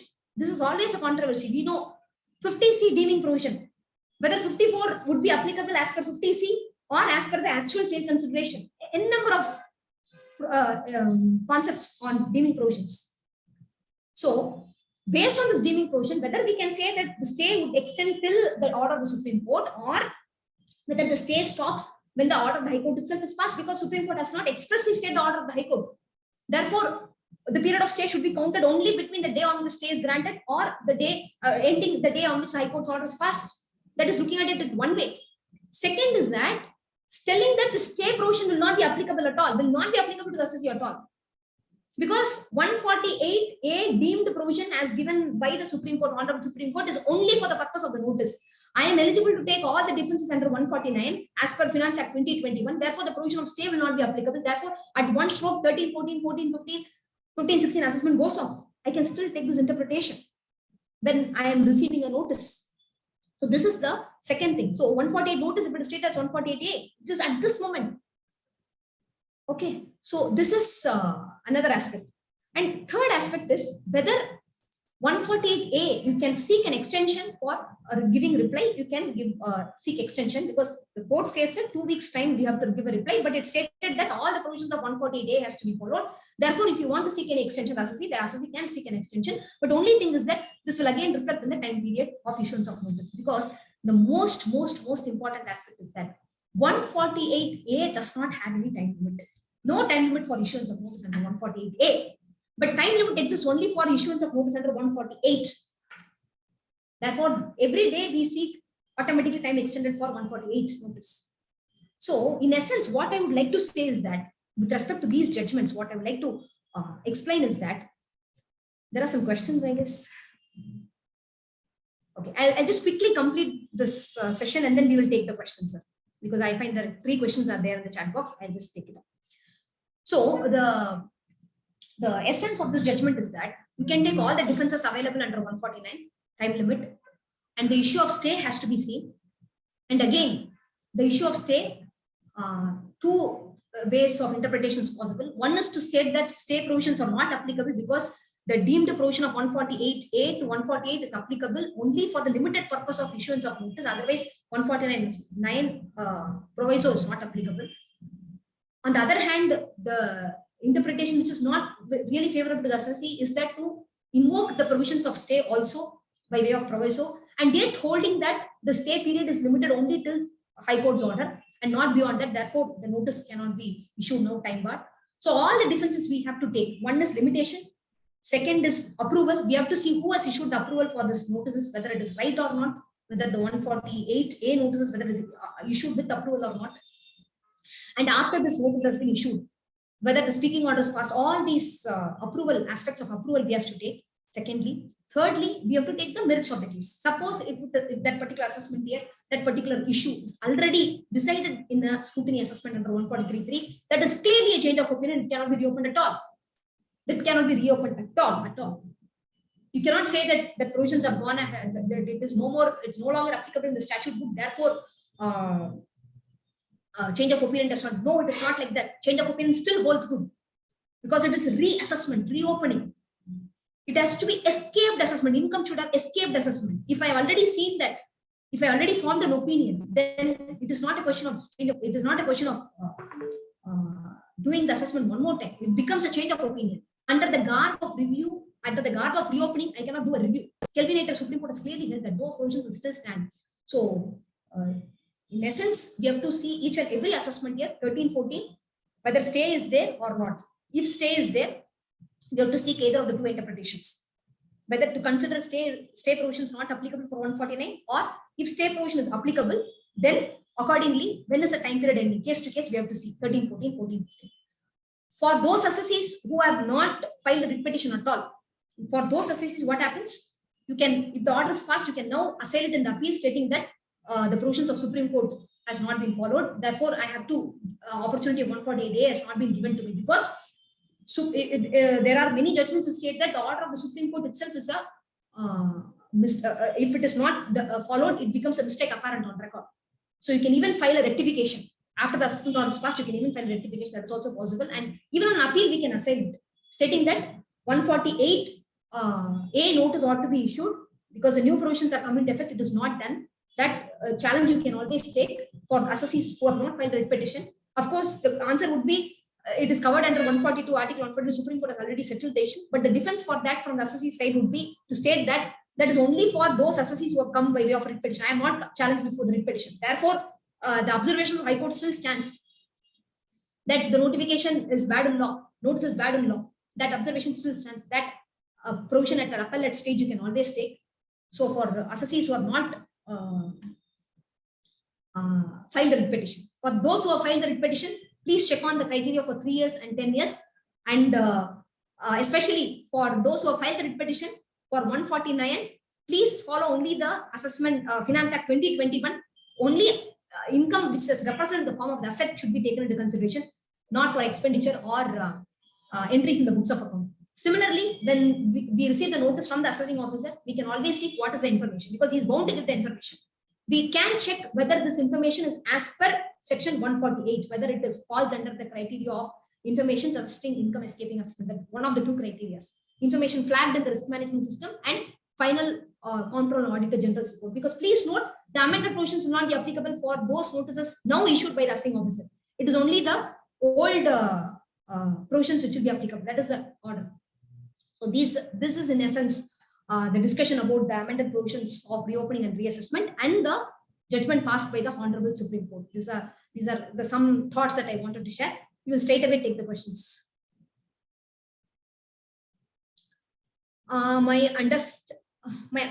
Do you mean to say that for notices issued under 148 issued after 1/4/2021, the notice becomes invalid? Notice becomes invalid. No, the notice does not become invalid. As per the Supreme Court's judgment, 148 notices which are assailed before the writ courts, it becomes 148. It is deemed as 148A notices. My understanding is that 148A order is starting point of proceedings of starting point. My understanding is that 148A order is starting point of proceedings under 148, and the scrutiny proceedings will follow, and final assessment orders passes. My understanding right? Yes, your understanding is right, sir. We can take up the questions, sir. We can take up many of the questions that are there.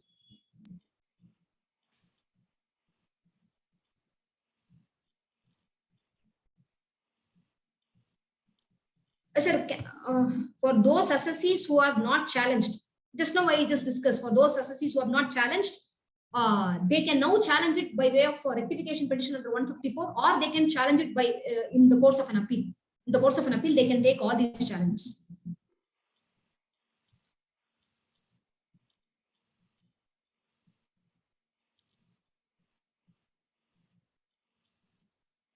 Members can ask the questions.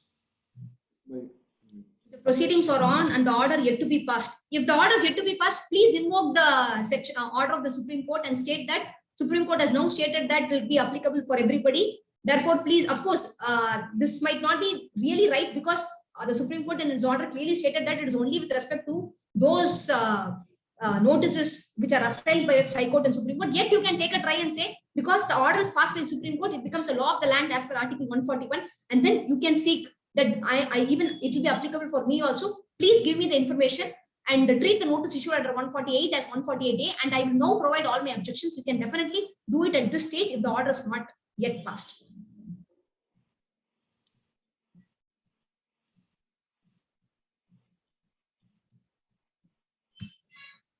For the assessment year 13-14, what is the status, sir? Sir, can I have you on mic, sir, so that I can understand you better? I mean, I have a little difficulty in understanding in chatting. Okay, for those proceedings which are on, for which orders are yet to be passed, if that assessment is 13-14, can we state in the assessment proceedings that you have to follow the Supreme Court judgment and you cannot pass orders? Okay, so my first question is for 13-14, when was the notice under 148 issued? June 2021. Okay, June 2021, and the assessment order is yet to be passed. Yes. Okay, so now you can seek the reasons for reopening. In the sense, the information. What is the information? You can definitely seek, sir. But as per the Supreme Court judgment, but by this time, sir, but by this time, by 31st March, it was time barring. No, the assessment order should have been passed by this time. No, they have not. Then I will tell you one more option for that, sir. If the assessment order is not yet passed, because the notification 31/3/2022, the assessment order for reassessment order should have been passed, which is pending. Because it is not been passed, if you want, you can seek and get it. Incidentally, another choice is also there. You allow the assessing officer to pass an order, challenge it on limitation. Perfectly.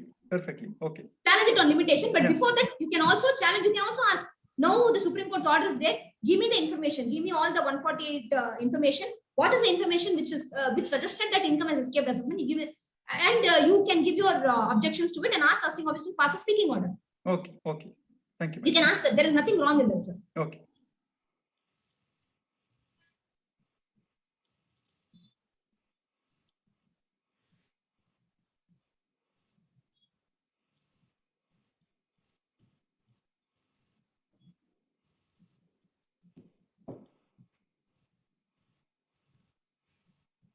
Members, any questions is there, or otherwise we will conclude the meeting?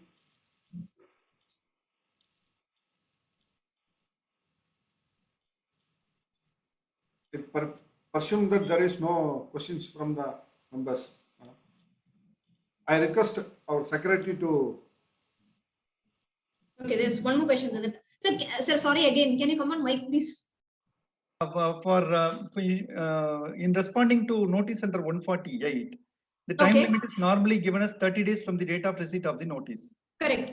If the return is not, we are not able to file the return within the 30 days, can the assessing officer say that you have not responded to the notice within the stipulated not time? At all. Not at all. There are very many judgments which state that even beyond 30 days, if you file the return of income, that has to be considered. It is to be because considered. I will tell you. And he cannot ignore the return and pass under 144. He cannot pass on 144 because once the return is passed, 143.2 is mandatory. And 143.3 alone he can pass. Perfect. Because if you are given some information, 143.2 and 143.3. Yeah, I will tell a beautiful scenario. 148 notice is issued. Okay, a return is filed, say for example, after a period of about 6 months or 8 months.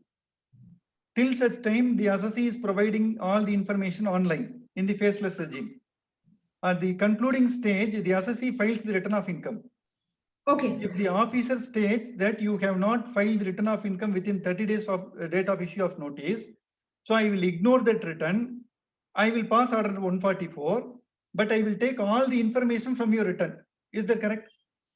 It is not correct. Please aside by way of an appeal. And in the appeal, one of the grounds which you must take is that 143.2 notice is not being issued.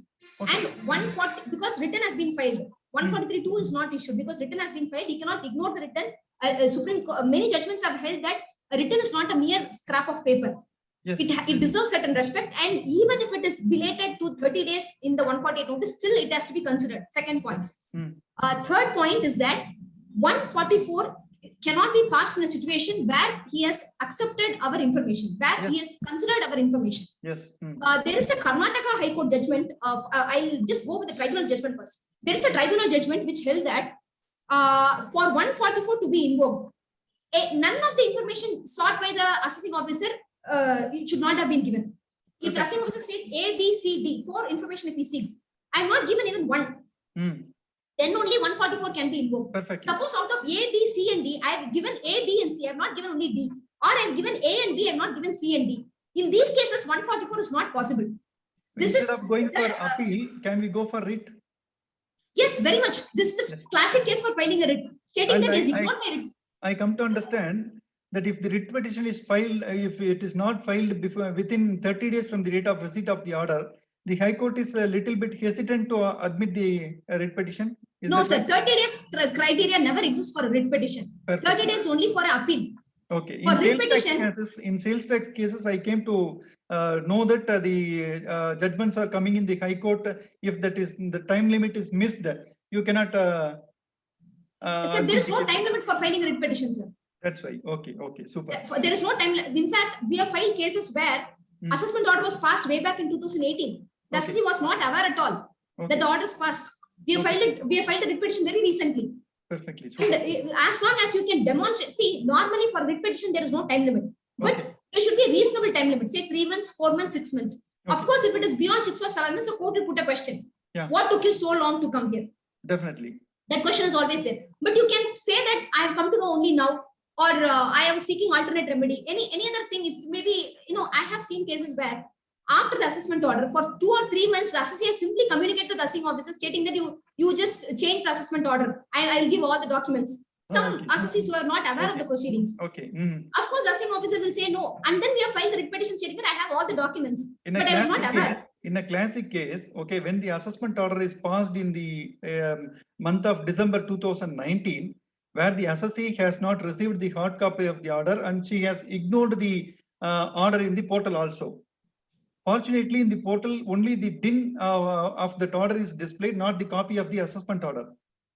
So we write to the assessing officer stating that we have not received the assessment order copy. So you serve that copy so that we can take the remedial action.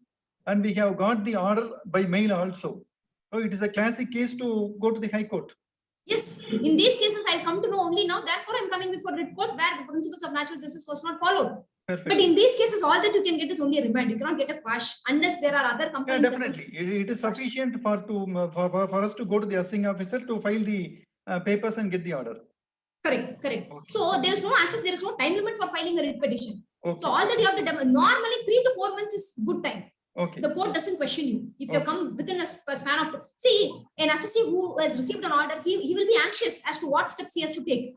Yes. He will have to consult many professionals, 2 or 3 people. He will go and consult. Each person will say different, will give different suggestions and ideas. Different legal opinions will be there. So accordingly, he will to make up mind and then he can file a writ petition. So it doesn't, in fact, in many cases where some people have missed the time limit for filing an appeal, Yes. and then they filed a writ petition, and in case if it is dismissed, Got they have the also assessment back. And we are seeing so many, unique circumstances where 143.3 is passed, 147 opened, 147 order passed, and then 154 order passed. The 154 order not displayed in the portal. What is the demand? We don't know. I will tell you a classic case, which I got an order very recently. 143.3 order was passed. Okay. After that, the matter was taken up in scrutiny. 147 order was passed. Okay. There is enhancement of loss to the extent of 50 lakh rupees. But the assessee chose not to contest that. But because nil demand, he did not carry forward the loss. No problem. He left it as it is. This 147 was subsequently taken up in 263 proceedings. Okay. And this 147 was set aside. Okay. We have filed an appeal before the tribunal against the 263 order. In the meanwhile, what happened is, against this 147 that was set aside, against this 147 order, penalty order was passed, Okay. imposing a huge penalty. Okay. What we did is, we filed a writ petition before the High Court stating that because the order of 147 itself is set aside way for 263, penalty order cannot be passed. Cannot be passed. And the Honorable High Court was pleased to quash the order. Okay. And the order is quashed. Now, only thing that is remaining is the 260 order pending with the ITH. So, Okay. like you said, n number of proceedings in one single aspect itself. In fact, there are so many things that are not covered in 140 owing to lack of time. Okay. It says that it will reduce the litigation, but we are going to see in the times to come how much of litigation the new provisions can create. Perfectly. Perfectly. Thank you. Thank you, ma'am. Thank you very much.